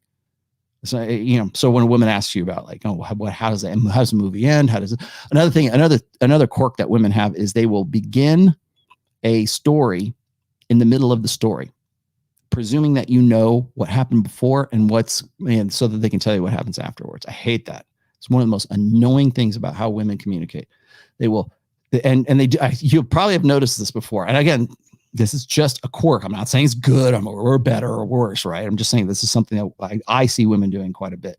And I haven't really looked this up. Maybe I need to like dig into this a little bit more. But women will start a story. If they're going to tell you a story, they'll just go with their girlfriends and go, and then he did this, and I couldn't believe he did. And they'll start the story, and like, what the fuck are you talking about? Like, rewind. Tell me how the whole thing started so I understand what's going on.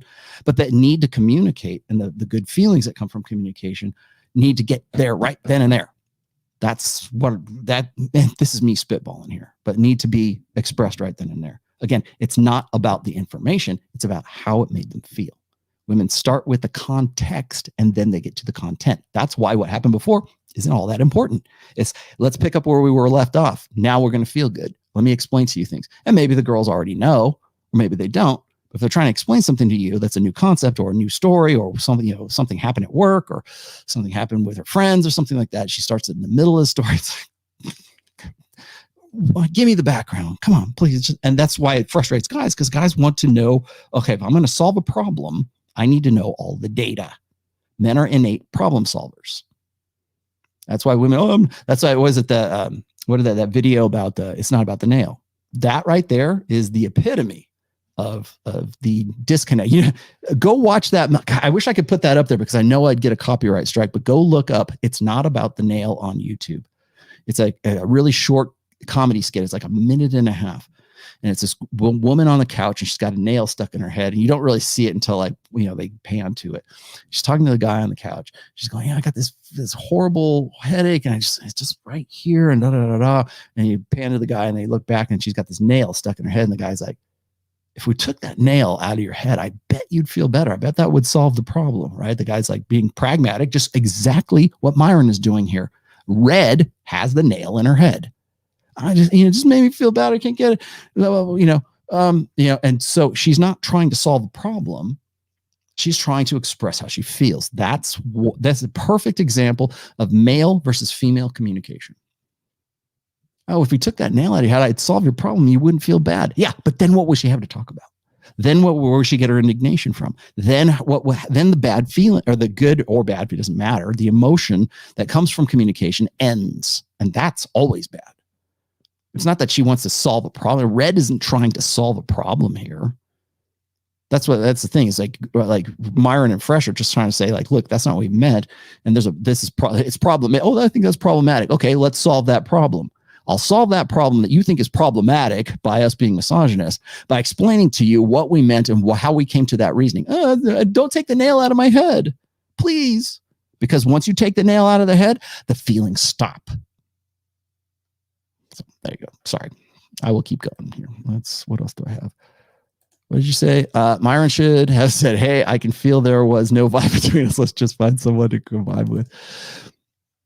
A tone, yeah. But see, here's the thing is like, I get guys, ML, I get guys that say this to me all the time. Like, this is the mode 1 direct game thing. Again, no hate on anybody for this, okay? I know I'm going to probably spawn like 3 different videos just for saying this. But that communication where you're just like, hey, are you down to fuck? That is male communication. You're expecting that woman to come over and communicate to you using a male primary form of communication. Direct, overt, in your face. Are you DTF? Yes. Okay, let's go. And boy, it would be great if that's the way things worked all the time. It would be just fucking awesome if that was the way things worked. But 9 times out of 10, as I said, those like the college studies, a guy goes up and he says, hey, I got a room up the road here. You look pretty good. You want to go get laid? Well, statistically speaking, women are going to say, like 98% of women are going to say no to that because they have a different sexual strategy than men do. You gotta romance me. You gotta at least, hey, work me up to it, right? And I think that's where a lot of looks maxers kind of lose the narrative as well. They think it's just all about looks. All the guy has to do is say, hey, are you DTF? Yeah, I look like Giga Chad. Okay, let's go to your hotel room.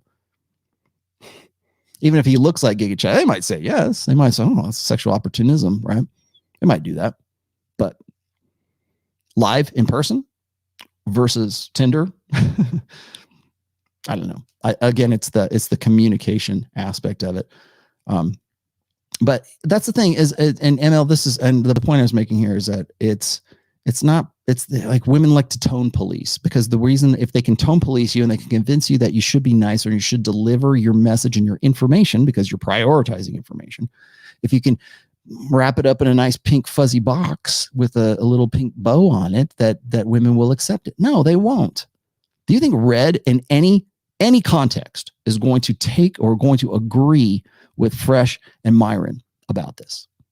You watch the rest of it, you'll know damn well she doesn't, right? But do you think there's any way they could have, changed the language or softened it up or came at it at a different angle or a different approach to that? Do you think there's any way that the way that they deliver that information would in any way would convince her to speak the language of empirical rationalism rather than emotionalism? I don't think so. There's nothing you can do. It's not the delivery, it's the information that hurts. And women hate that because it's not supposed to hurt. Communication should be fun. Should be like my girlfriends. I say this all the time. Women have boyfriends and girlfriends. If you're not fucking her, you are her girlfriend. And the reason I say that is because most men approach friendships and they approach, being with a girl from a female primary approach or a concept. So if you're behaving and communicating like you're tying up your information in a nice fuzzy pink package that women will say, you sugarcoat it, paint it with chocolate or whatever, and you think it doesn't work that way because it's what's inside the chocolate is still bitter and sucks. And it's unflattering to their nature. It doesn't matter what you put on top of it. It's still a turd. But it's not the delivery, it's the data that makes them feel bad. And God forbid you make a woman feel bad when it comes to communication. That's why they get together with their girlfriends, because it feels pleasurable. As I said before, that's why women start a story in the middle of it, because they want the good feelings to start immediately. They don't have to go back. God forbid a woman has to tell you twice something that she already told you once. Oh God. And your mom, your sister, your aunt, your niece, your wife, whatever, all of them, same thing. If they had to tell you twice, it means that what they said wasn't important enough. Like the way they communicated, it wasn't important enough to you. It's like, no, like men filter stuff out. And the reason that they filter stuff out, they filter out the important stuff, especially when they're talking with women. They get like the salient points, like the words that mean something in the sentence, and then they parse that out and they use that. What else do you got here? Jimmy in Dallas, happy belated 25th anniversary. Thank you. That was on July 20th. You know, I'd say something, Jimmy. I don't think I said this last week, but I put out a tweet on my 25th anniversary, which was the 20th of July. I put it out, and all I said was, today is the day I married my wife 25 years ago. All I said.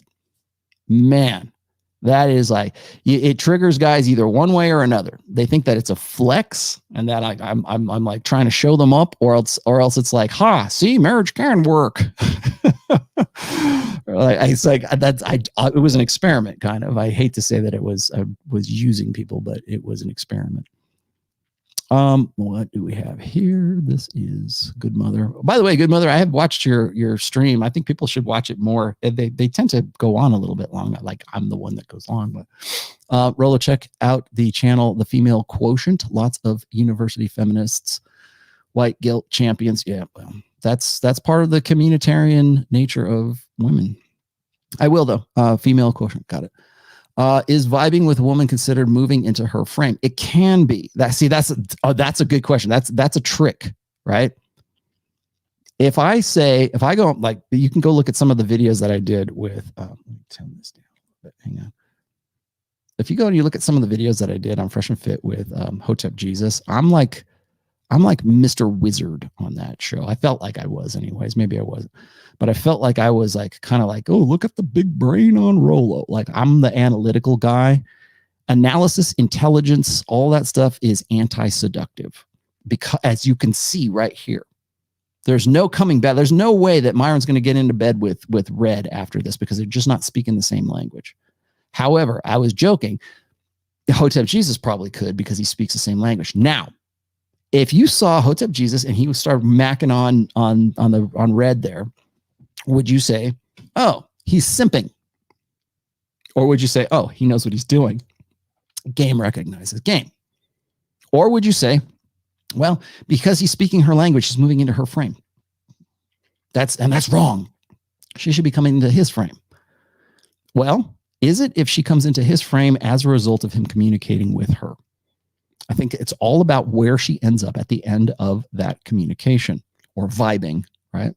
If it's in bed, then it's in his frame, ostensibly anyways. Right? She wanted to bang him because they were vibing. He was hot. He was hot. She was drunk, and one thing led to another. So it's kind of like I've been accused of simping in the past, like with some of the girls on Fresh and Fit, right? Oh, he's simping. No, I'm actually talking to this girl in the language, because I understand women's language. I understand that to vibe is to just get it. If you want to get with a chick, if you want to get them to do something with you, whether that's sex or whatever, stick to a date, not flake on you. You still have to speak their language to some extent. Now, guys like Alan Roger Curry and the guys who are direct game guys are going to say, no, man, you got to say what you mean. I mean what you say. Grab that bitch by the pussy and drag her over here, right? Like that's going to sell something. Don't waste time. They think that that's wasting time. Like Hotep Jesus' game with the girls that I saw him like pick up on at Moxie's, a lot of these guys who are like very direct game guys will say like, oh, that's simping. That's horrible. Well, the end result is he's nailing this chick at the hotel room. I don't know that for sure, but his end result, if everything goes according to plan, is she's sucking his dick in the hotel room, right? Did that happen? I don't know, but at the end of the day, is she down to fuck? How you got there? Does it really matter how you got there, right?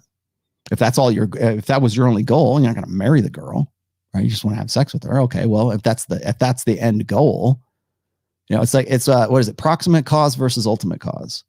What are you doing is the proximate. What the purpose of that of doing it is the ultimate cause. Like, what did you do? Like, why do you have sex? Sex is the proximate cause. It's fun. People want to have sex. People aren't thinking, I want to really reproduce with that girl. You see a hot girl in the club.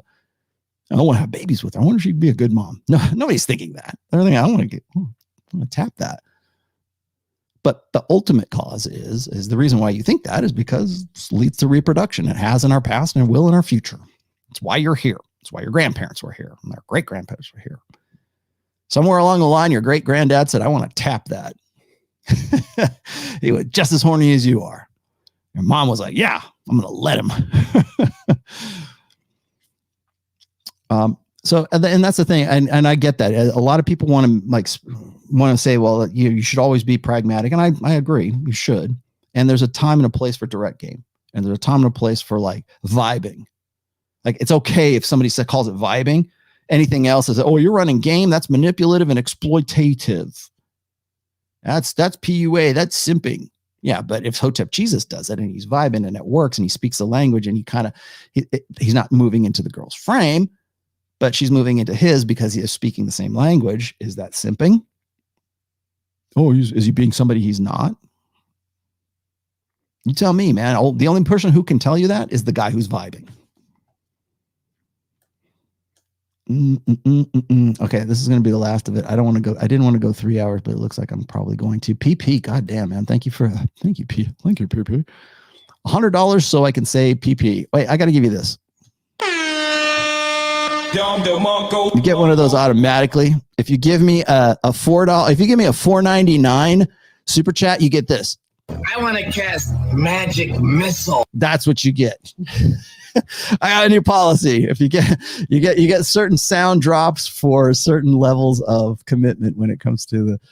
Let's see, what should $19.99 be? Let's see. How about? Where are the Cheetos? No, $20 is a lot. How about this one here? Okay, this will be the $20 sound drop. Tell that bitch to be cool. Say bitch, be cool. Be cool. Say bitch, be cool. Sounds like Fresh Fit. That'll be the $20 one. We'll give you that sound drop. Bitch, be cool. That's Fresh and Fit in a nutshell. Bitch, be cool. Okay, I hope you guys got something out of this today. And now I'm going to watch all the viewership drop off where I give you all the. Oh no, not yet. Oh, there you get this one.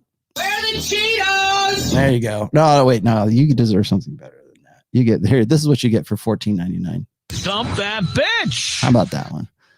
Hey, Roll, I've noticed that single moms often choose to bring men into their children's lives who are either not beneficial or are worse for their children, but I guess they're alpha. Perceptually, yes. By perception, they are. Or in some cases, they tend to, here's the thing, they don't have to always be alpha. That's probably a topic for a whole nother show at some point. Statistically speaking, here we go with empirical data once again. Statistically speaking, child abuse, sexual abuse that takes place within a family is overwhelming 100 times more likely. And I mean that. I'm not making this number up. This is straight out of actually, it's The Ape That Understood the Universe. And Steven Pinker is 100% more likely. Actually, probably more than that, but it's 100% more likely for a step parent or like a live-in boyfriend to do the abusing than it is for a biological father to do that.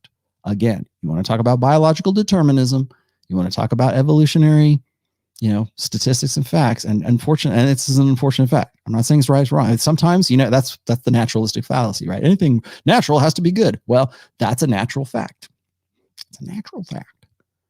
100 times more likely to abuse or sexually assault the children in that family because mom brought the guy in.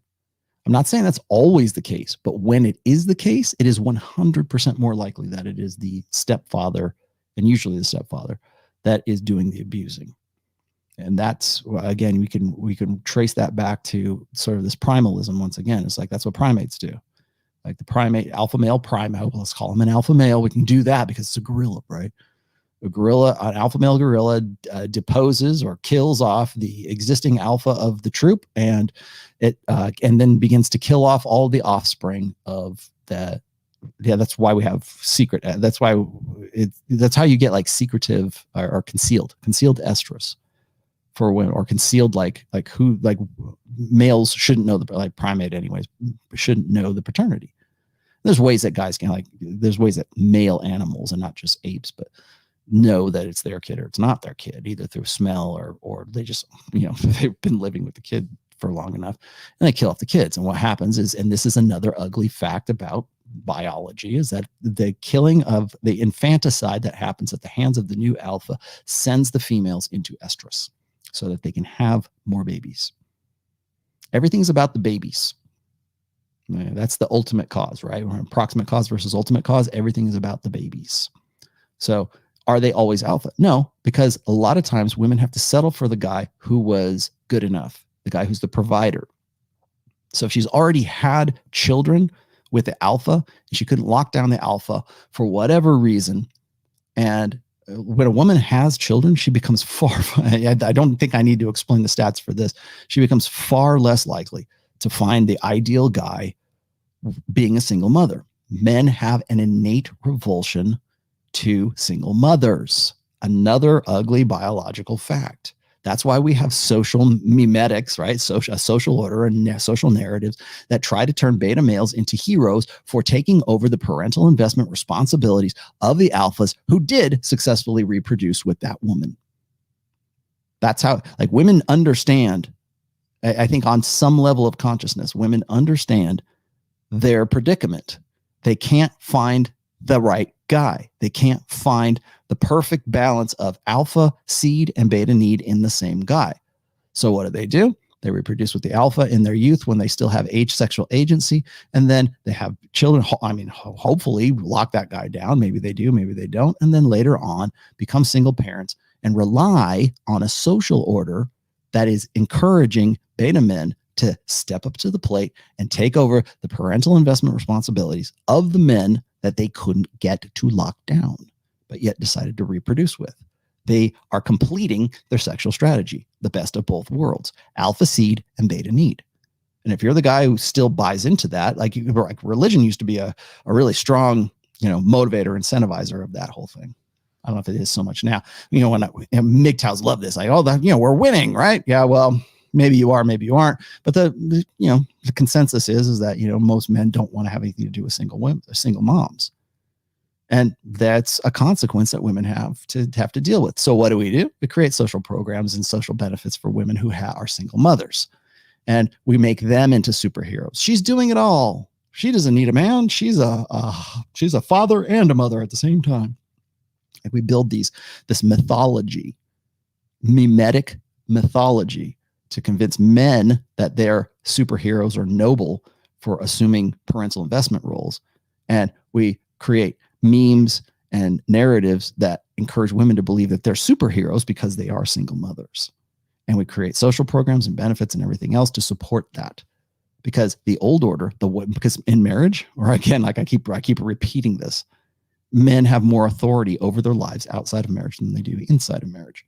At least alpha males certainly do, or like the top 20%, whatever you want, high value males have much more authority over their lives than they do outside of marriage than they do inside of marriage. There you have it. Do I have any more? Because I'm going to close us out. Oh boy, here you get this one. Where are the Cheetos? What do you think about male investment in their children? Is that a competitive evolutionary trait against seed and bale? How do those two aspects coexist? Okay, again, I think I already kind of answered this in the last one there. Let me go back up again. Okay. So here's the thing. Okay, I've talked about paternity. Men have human males as well as like most higher order male animals. Any male with a lot of testosterone has a propensity for a few things, has proclivities for a few things. One is infanticide, unfortunately. Like, I'm not saying all guys are going to just kill off the kid. They're not, but they're not going to treat those children like the children of another guy. They're not going to treat them in the same way that they would for their own biological children. I know we're supposed to create these fantasies of like the Partridge Family or Brady Bunch or some shit like that. That's mythology. That's meme mythology. We want to hold up them as a higher social standard for having doing those things. But what they're really doing is they're saying, yeah, go against your innate nature. And that innate nature is determining paternity, paternal interests in your own propagating your own genes. And this is straight out of The Ape That Understood the Universe, by the way, which is like organisms, not humans, wolves, gorillas, whatever. Organisms are simply, and this is a school of thought, by the way, are simply vehicles for alleles, for genes, like for DNA. Because you think about it, your DNA, if I've already reproduced, my daughter has my DNA, right? My DNA is going to live on in some case, right? It's going to propagate itself in some way. Part of my DNA is going to go on into perpetuity, just like my dad's DNA is going on into perpetuity after he's dead now with me. And hopefully, I'm not saying that that's all there is. I'm just saying, but like from a mathematical perspective, the only thing that's really immortal about you is really your DNA. It's and does it change? Yeah, sure it does. That's straight out of Hawkins. The selfish gene. Okay. There's that aspect. So there's aspects that are like when men are concerned with, where we have a biological whole proclivity to want to know paternity. That's it. We want to know that the baby is our damn baby. If we're going to invest ourselves, our resources, our time, and not just that, but investment cost, because time I spend raising another man's child is time I could be spending with another chick and banging her and putting a baby in her. But if I think that the baby's mine and it's not really mine, then I am an evolutionary dead end. My alleles don't go on into the next generation. If I can be convinced of that. And you want to talk about like how memes alter evolution, that's one way it does. If we can convince guys that being concerned with paternity, anybody can be a dad. You don't have to be a biological father to be a father. No, you do actually. You actually need that. That's why guys get jealous. That's why guys mate guard. That's why guys are concerned with their paternity. That's why we have patrilinear names. That's why we have, when women don't want to take your last name, what they're saying is, I don't want the identifier for your alleles. My last name is TOMASSI, and so therefore I have it's not really TOMASSI, but my last name is TOMASSI, and I want my kids to bear my name, and I want my wife to be part of my tribe. And women who are invested in genuinely desire their man and genuinely look to him for security and look at him as sort of like quote unquote the patriarch of the family, accepting his last name is not a big deal. It's not even an afterthought. They're going to do it, right? That's just what they do because they want to be associated with that genetic line. When women say, "Oh, I'm going to hyphenate my last name," I'm just going to keep my last name. It's just impractical. Whatever. Oh, that's just a stamp of ownership. Blah blah. Yeah, it is. It is kind of a stamp of ownership, and you're denying that stamp of ownership, and the ownership of the genes that we are mixing in our future children. And that is, I think, on some kind of, again, me spitballing here, but that's on some subconscious level. Women understand they don't want to have that permanence with that guy. I had to settle for this guy. Okay, well, I'm not going to take his last name because it's an inconvenience, right? But I'm not going to take his last name primarily because I don't want to be associated with this genetic line. Women will like grind their teeth at me and try to tell me it's because they have a career as an attorney or something, or it's already on their business cards. No, you just on some level of consciousness, you realize that you're with a suboptimal guy. Therefore, you won't take his name. And I know that sounds like really messed up, but that's again, memetics.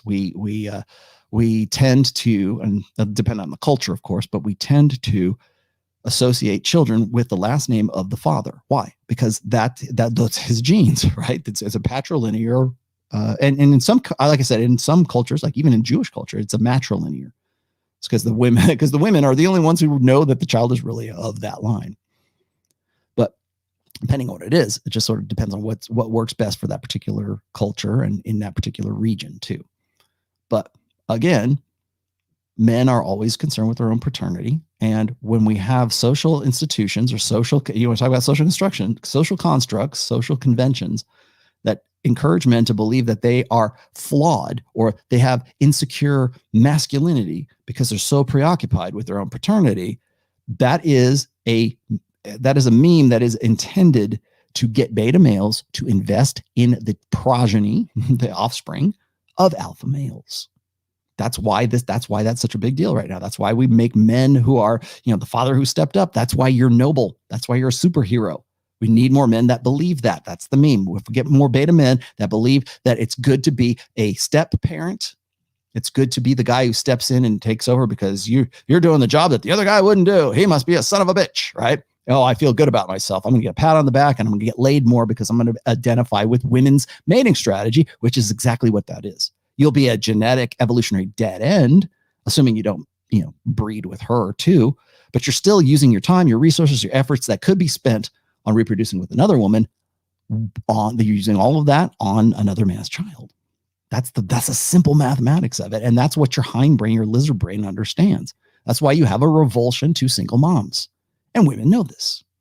That's why there's a qualifiable difference between a guy who's a single father and a woman who's a single mother. Because when a guy is a single father, it says something different than it does when a woman is a single mother. But when the guy is a single father, that is proof of concept. He's responsible.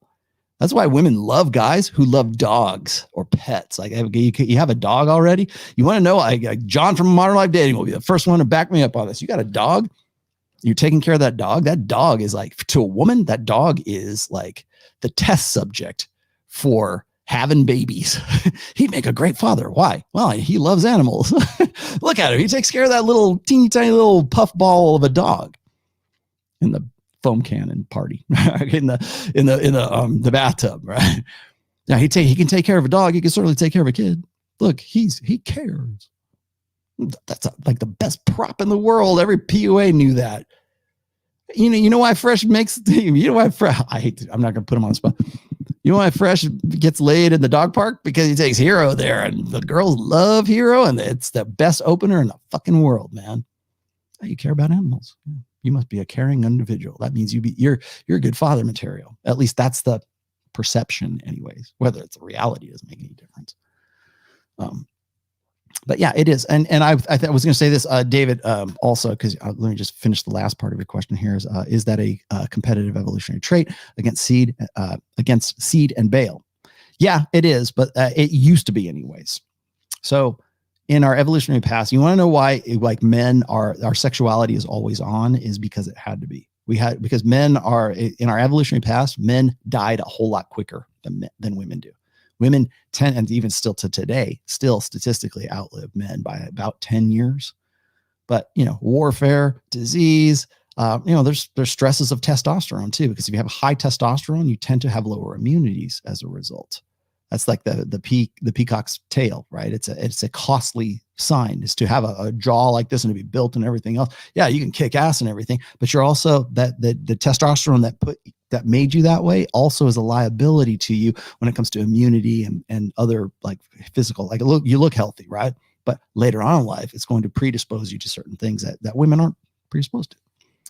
So there's that. And again, this is theoretical, but people have talked about how testosterone can be like a costly signifier, like the peacock's tail. Let's see. And so my other thing is this is I think that the 80%ers and like beta males, the guys who are like evolutionarily would necessarily be selected out in a harsh, cruel world that doesn't have socially enforced monogamy. Those guys definitely see that as an evolutionary advantage because they think that, well, if I take care of this other guy, this alpha's kid, and I invest myself into it, it's what strategic pluralism theory. If I put all my eggs in one basket with this one woman, then she's going to reciprocate with sex, and then I will solve my reproductive problem. How do I solve my reproductive problem? I got to take care of this asshole's kid. Okay, I'll do it because my sexual opportunities are so low, and she's ready to go. And if I take care of this other son of a bitch's kid, then maybe there's a possibility I might be able to have sex with her and I might be able to reproduce with her in the future.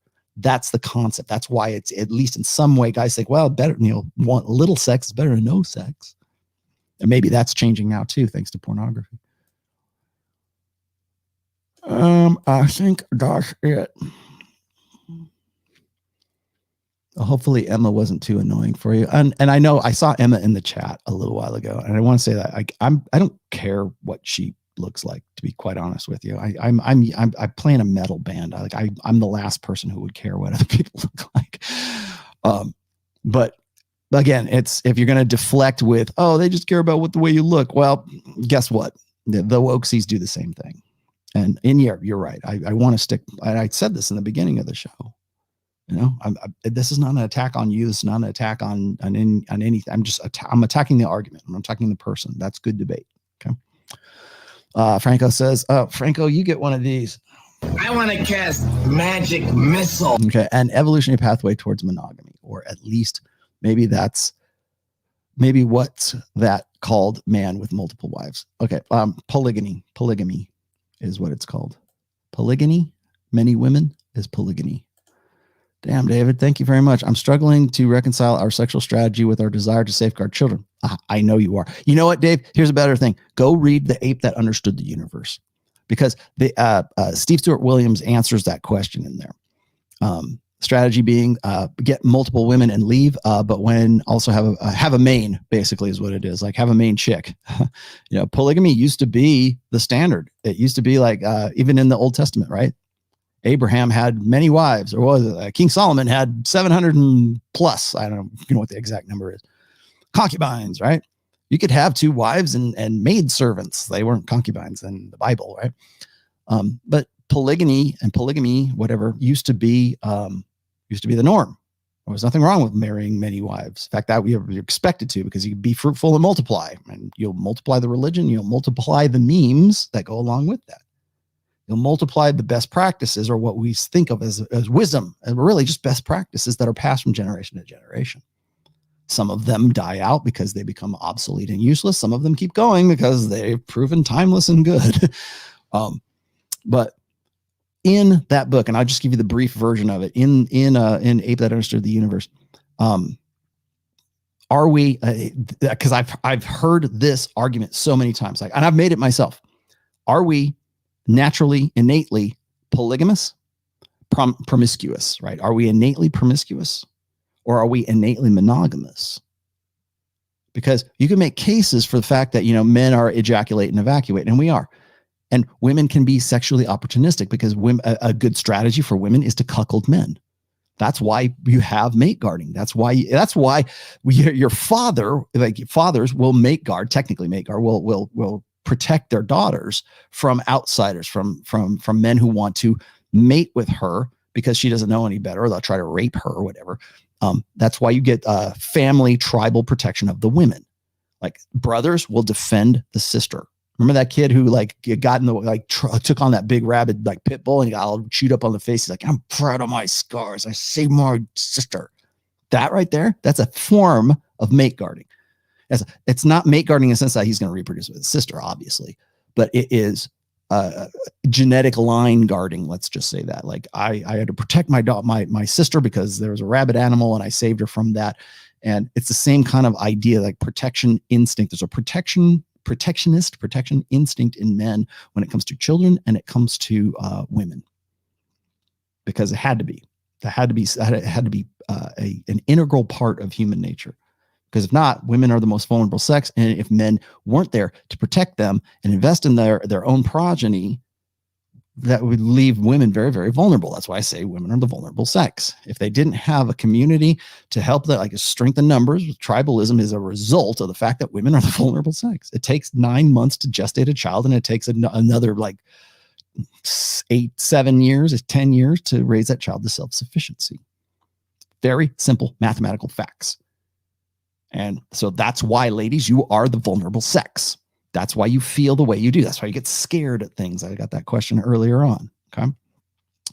So is it a reproductive strategy?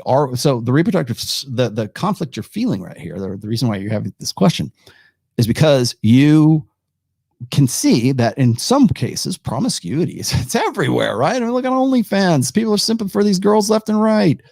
Ejaculate and evacuate. It made sense. That's why guys get hard at the blow of a wind, right? Like, you see a half naked girl, it triggers the part of men's brains that is associated with tool use. And we know what tools you want to use. And you see a centerfold, a half naked girl, and you get a hard on, right? Especially if you're in your teens, right? You're swimming in the hormones. Yeah, ejaculate and evacuate, because that was the most efficient, pragmatic, down to fuck, right? There you go. Mode 1 right there. You know, you hit it and quit it, ejaculate and evacuate. That's why that makes sense. But you can't build the race on that, particularly if a race or species, I should say, that is dependent on intelligence. And this is if you read my book, there's a part in there, it's called the big head babies. And the big head babies is that for a species like us that relies on our intelligence, you have to start the brain process, cooking a brain early in gestation. And that means you're going to have a bigger head. And that means that baby's going to be effectively helpless when it comes out of the womb. In fact, effectively helpless until it's probably about 6 or 7, maybe 8 years old. Won't be able to defend itself, won't be able to run away, won't be able to, use its antlers or its teeth or whatever else. It's dependent on its intelligence, but it has to get to the point where it's going to be survivable. You need a human male to protect the women, to protect the females. That's why we're built for combat. That's why we can throw things better. I mean, one of the reasons. That's why we have better spatial recognition. That's why we are what we are. We're more different than we are alike. But again, what's the best, most pragmatic reproductive strategy? It depends on the environment. Are you R selected or are you K selected? I've argued that men are innately R selected, meaning we want to hit it. It is in our genetic best interest to mate with unlimited access to unlimited sexuality. That's why pornography is that's why we cater to that. That's why we can commodify porn for guys. Free, ubiquitous, 4K streaming, get it anytime you want. That's why. For women, we pander to women in a gynocentric social order, because anything that takes away choice or anything that in any way challenges women's ability to have control over their sexual selection, that's what makes them feel bad. That's why Myron and Fresh had that argument with this girl. Because the real fear is that you're taking away sexual selectivity from that girl, right? She should still I didn't mention this. What's the opposite? What's the cure? What's the solution to that problem? Oh, men should never feel like they're owed sex. Okay, fine. But men should always provide and give women dates and take them to dinner and be foodie calls and be sugar daddies. And so that's the opposite side of that coin, by the way. It's like, you should never expect sex. Okay, but I should always be able to expect you to be a perfect gentleman, not make me feel bad, pay for dates and pay for everything else. And I'm entitled to your resources, but you're never entitled to sex. But that makes perfect sense in a gynocentric social order. It makes no sense from a patriarchal social order. It makes no sense from a pragmatic, if it's a transactional thing, makes no sense whatsoever. But it does if you've been raised and acculturated in a society that prioritizes the female experience above every fucking thing else. Everything. That's why she doesn't get it. That's why it's not even an afterthought. I don't understand why you guys aren't offended too. I can't understand how you even came to that. Yeah, of course you don't, because you've been acculturated in a gynocentric social order that has taught you that men are never entitled to sex. Well, they're not, but that doesn't mean that you're entitled to his shit. And that doesn't mean that you shouldn't be able to be the guy that enforces those boundaries. How you go about doing that is really up to you as a guy. You want to do it directly, you want to do it indirectly. I would suggest indirectly, simply because you're never going to teach them jack shit in a gynocentric social order. Women don't learn shit, and they don't want to be told shit. I love Fresh and Fit. I love the format. I love being able to bring women on and sort of like educate the masses as a result of that. But at the end of that show, women don't want to be told shit. They don't want to learn shit. I'm never going to learn shit. So that's that. The thing is, so are we really promiscuous or are we really monogamous? Women would like to say, oh, we're innately monogamous. And in a sense, we kind of have to be, because we have to invest in our progeny. Otherwise they die, or at least in our ancestral past, they died. So what are we? Are we monogamous or are we promiscuous? I'd say both. I don't see why the one has to be one or the other. What works better at which time? What sex, what gender is defining the social order at that particular time? Then you'll find out. Then you'll find out whether we're innately this or we're innately that. And in The Ape That Understood the Universe by Steve Stuart Williams, he makes that case. Are we monogamous? Well, we can be. We can be monogamous and we can be promiscuous. We can be both. That's just the thing. Are we innately one or the other? You know, innate. You could make an argument for either side. It's just what works best. And I think that in the past, monogamy, at least temporary monogamy, worked the best. And then of course, you know, the memes are, well, you should stay with your wife and provide for her. And then you have more kids and you have a good woman who's willing to breed with you and willing to reproduce with you. And then you form a tribe. And that's really where tribalism comes from. Your first tribe is your family. Your first interest, your first protection, your first priority is your own genetic line. Like I was saying before, like organisms are their own are their vehicles for the alleles for their DNA. That's why you will save you'll take a bullet for your daughter or your son before you'll take a bullet for you. And you might still do it, but you'll say before you'll take a bullet for your niece or your nephew, or you'll take a bullet for your niece or nephew before you'll take a bullet for your best friend or your best friend's daughter or your best friend's whatever, and on down the hierarchy, right? And remember, men are very regiment, very hierarchy. Everything's a dominance hierarchy. It's based. The reason for that is because it's based on your loyalties to whatever your genetic interests are.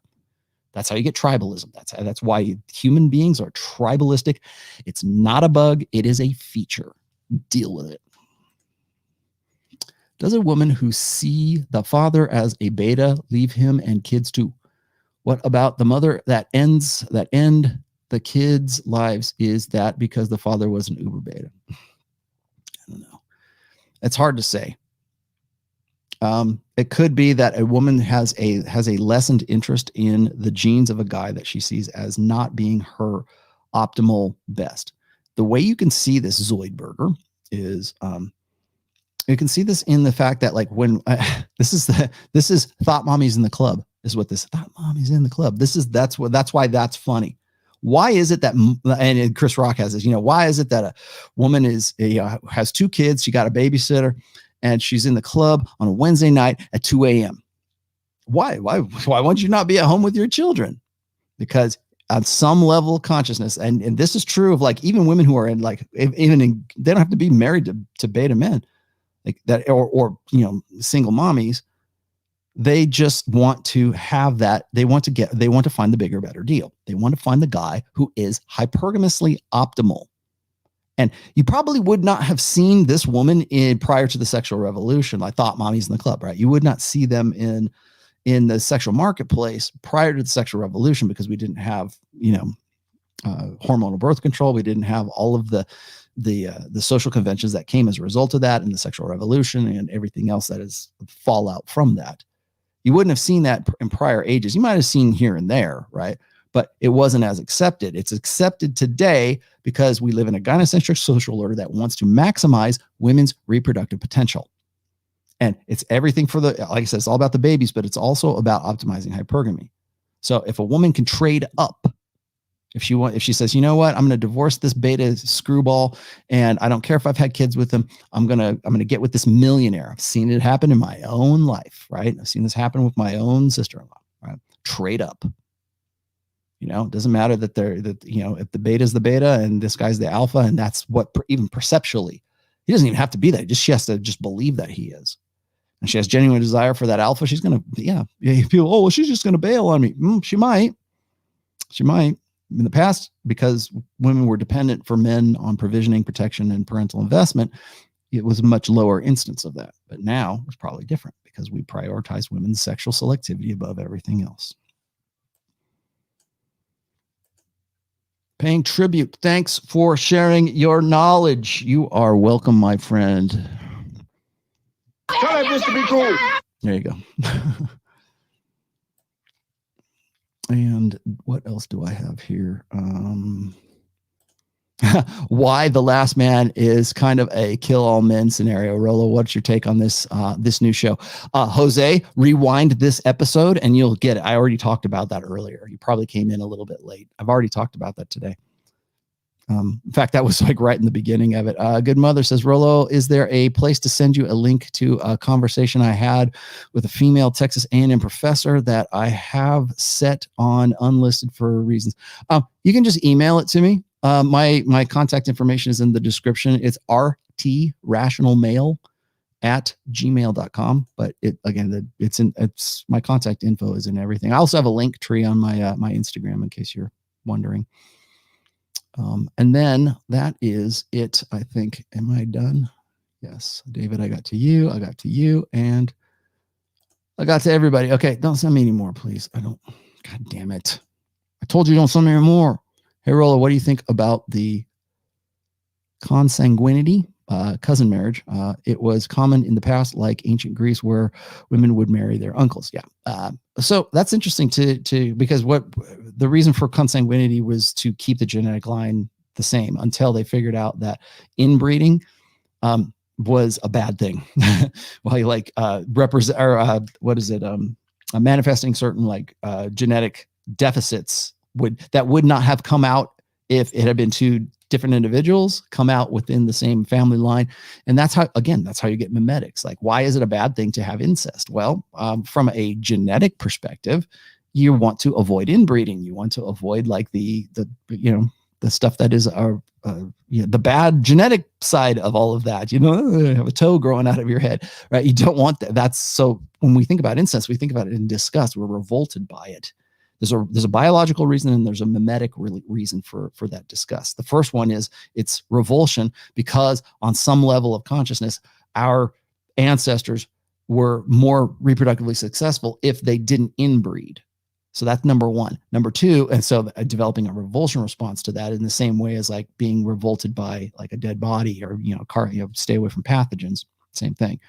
The memetic side of that is it's a sin to have sex with your sister or your mother or whatever, Oedipus complex, right? So it becomes sort of a social thing that goes along with the biological, like functional side of it too. So this is our beliefs. We don't have sex with our kids or our family, our immediate family, because it's bad, it's sinful. Okay, agreed. I have no problem with that because my biology says that that's the way it should be. But I understand why it was a practice in the past. I know Roman culture used to do that too. And it wasn't as big a deal back then until they started figuring out that, so we had to figure it out for ourselves, right? Ancient cultures might have figured it out a little bit later than more modern cultures, right? So, Rollo, I made the early mistake by talking to my lady about these points you discuss. Wrong move, guys. Yeah, never discuss the red pill. I tried exponentially to bless her with her an understanding of the male's perspective. Don't do this. No, and I'll tell you why. Just go watch.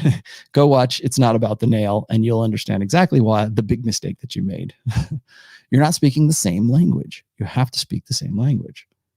And even when you are just running direct game, you still have to speak a language that women want to hear. Sometimes they want to hear, are you down to fuck? And if it's Giga Chad who's asking, then the answer is usually yes. So again, conditionality that goes along with that. I'm not saying that it's the right or the wrong way. I think it's just a tool to be used and different, for different. It's a solution to different problems, put it that way. So there you have it. That is my story. I'm sticking with it. Here's the other announcements that I've got going on. I will be in Miami. I'll be flying to Miami on Wednesday. I'm going to do the Fresh Fit podcast on Friday, which is going to be a very in-depth, I think this is probably going to be one of the biggest shows I've ever done on Fresh and Fit. I had Myron call me up and ask me, he asked me to come out there. I think every time, except for June, I happen to be out there, but every time I've been on there, he's had some specific reason to have me out there. And we're going to talk about grape culture. And we're doing our homework for this one in the same way we did for the statistical one that we did before. I think this is going to be a big deal, but we have to be very, very careful. And Kevin Savo, if you're still watching, yes, I understand what we're getting into. And we have to be very careful about this. And we already know that we're collaborating on this. We're coming up with our data sets and everything else so that we can sort of have that conversation without having that conversation, at least so we don't trigger the algorithm. So that's coming up on Friday. However, I will probably be on the Thursday late night show with Sterling Cooper once again, and and maybe even Kiki Clout this time, because I hear she's back in Miami and she wants to do a show with me and Sterling. So we will probably have Rollo and porn stars on Thursday at the very least. I'm probably going to go do a fishing trip with Sterling as well on that Saturday, and I will be there for the weekend, so I will most likely be doing Sterling Cooper's show sometime between Wednesday and Sunday of next week. So watch for that. That is coming in the pipes. Book 5 is almost done. The book on game, the Player's Handbook, is almost finished. and it's looking good. I'm pleasantly surprised with how easy this is. It's kind of flowing. So that will be coming up soon. I'm going to offer it initially. I'm going to offer it on Gumroad just to see how it goes, because I'm going to experiment with this one a little bit. I will eventually, of course, just put it on Amazon to begin with. But I think what I'm going to do first, especially if you're a Patreon subscriber for mine, I'm going to make it available to Patreon subscribers and like select invitees, I guess. In the beginning when I first do it, because I plan on doing a series of workshops based on this book, and this is going to be kind of like the textbook for it.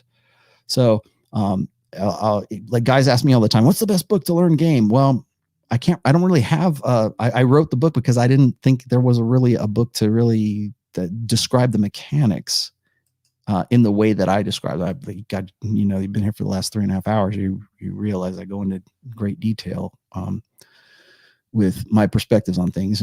But I want to do a series of workshops based on the book, so that you guys I'm not going to go take you on the field. I'm not going to go be your wingman or anything like that. I'm going to tell you why those principles work the way they should work, the way that they are.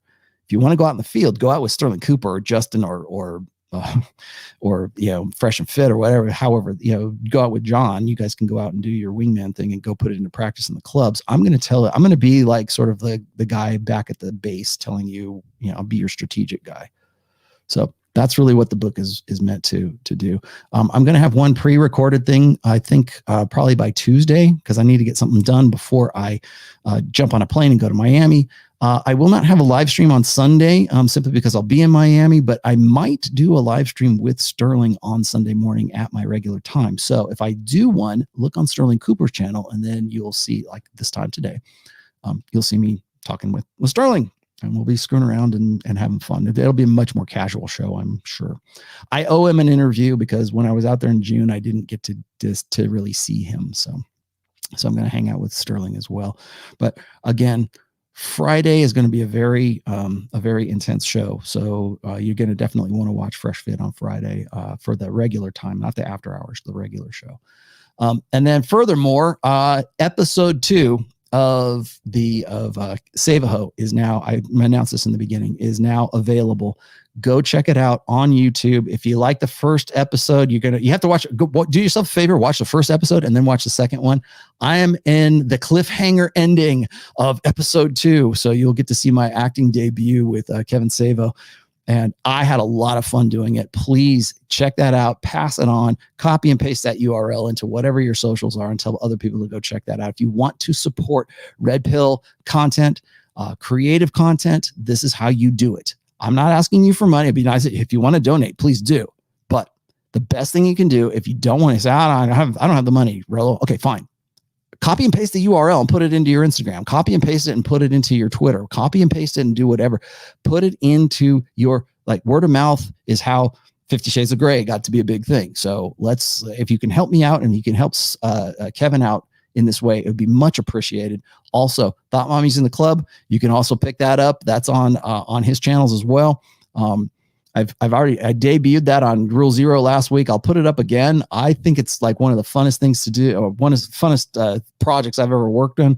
And I talked Myron and Fresh into using that as an intro for when I'm on. So we're going to do Thought Mommy's in the Club when I'm there this week, Wednesday through Sunday. So there you have it. What'd you say? Hi, Rollo. Any chance to see a French version of your books in the future? Yes, I should say that. Translations of Spanish is already done. I'm just putting it into a print format right now, and then I'm going to put that. Spanish is already finished. French, I have people who have done or want to do a French translation of book 1. I'm definitely open to that. I want to do a German translation as well. So those are the 3 languages I'm going to start with. I have a Romanian version that is sort of in the pipes as well right now. There's already a Polish version, and there's already, of all things, a Korean version too.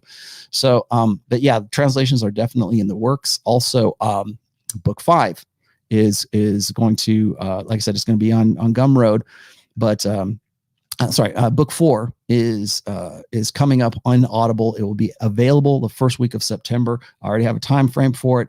It will be up and on Audible by the first week of September. It's coming along nicely. And I think you guys are going to like the final product. I know people want it. I know. Thank you. It's already in motion. It's already done. Yes, there's going to be a Romanian version. You're right. Yes, I'll be doing that as well. I'm going to try to put as many translations as I can. Whatever works. All right, guys. Thank you for stopping by. Garth Connell, thank you for that $49.99 super chat with nothing else attached to it. That was very well appreciated. I will see you guys. You will see me on a pre-recorded show by Tuesday. I might debut it Wednesday. We'll see. But I will have a pre-recorded show this week, and then I'm off to Miami. I'm going to do check my by the way, watch me on Instagram and watch me on Twitter for announcements and things that I'm doing while I'm there. I'll probably do some video and just some stories and shit like that too. So you can check that out while I'm in Miami. And I think that is about it for today. Thank you guys for watching. I hope you guys have learned something from this today. And that's it. I will talk to you guys later. Bye-bye.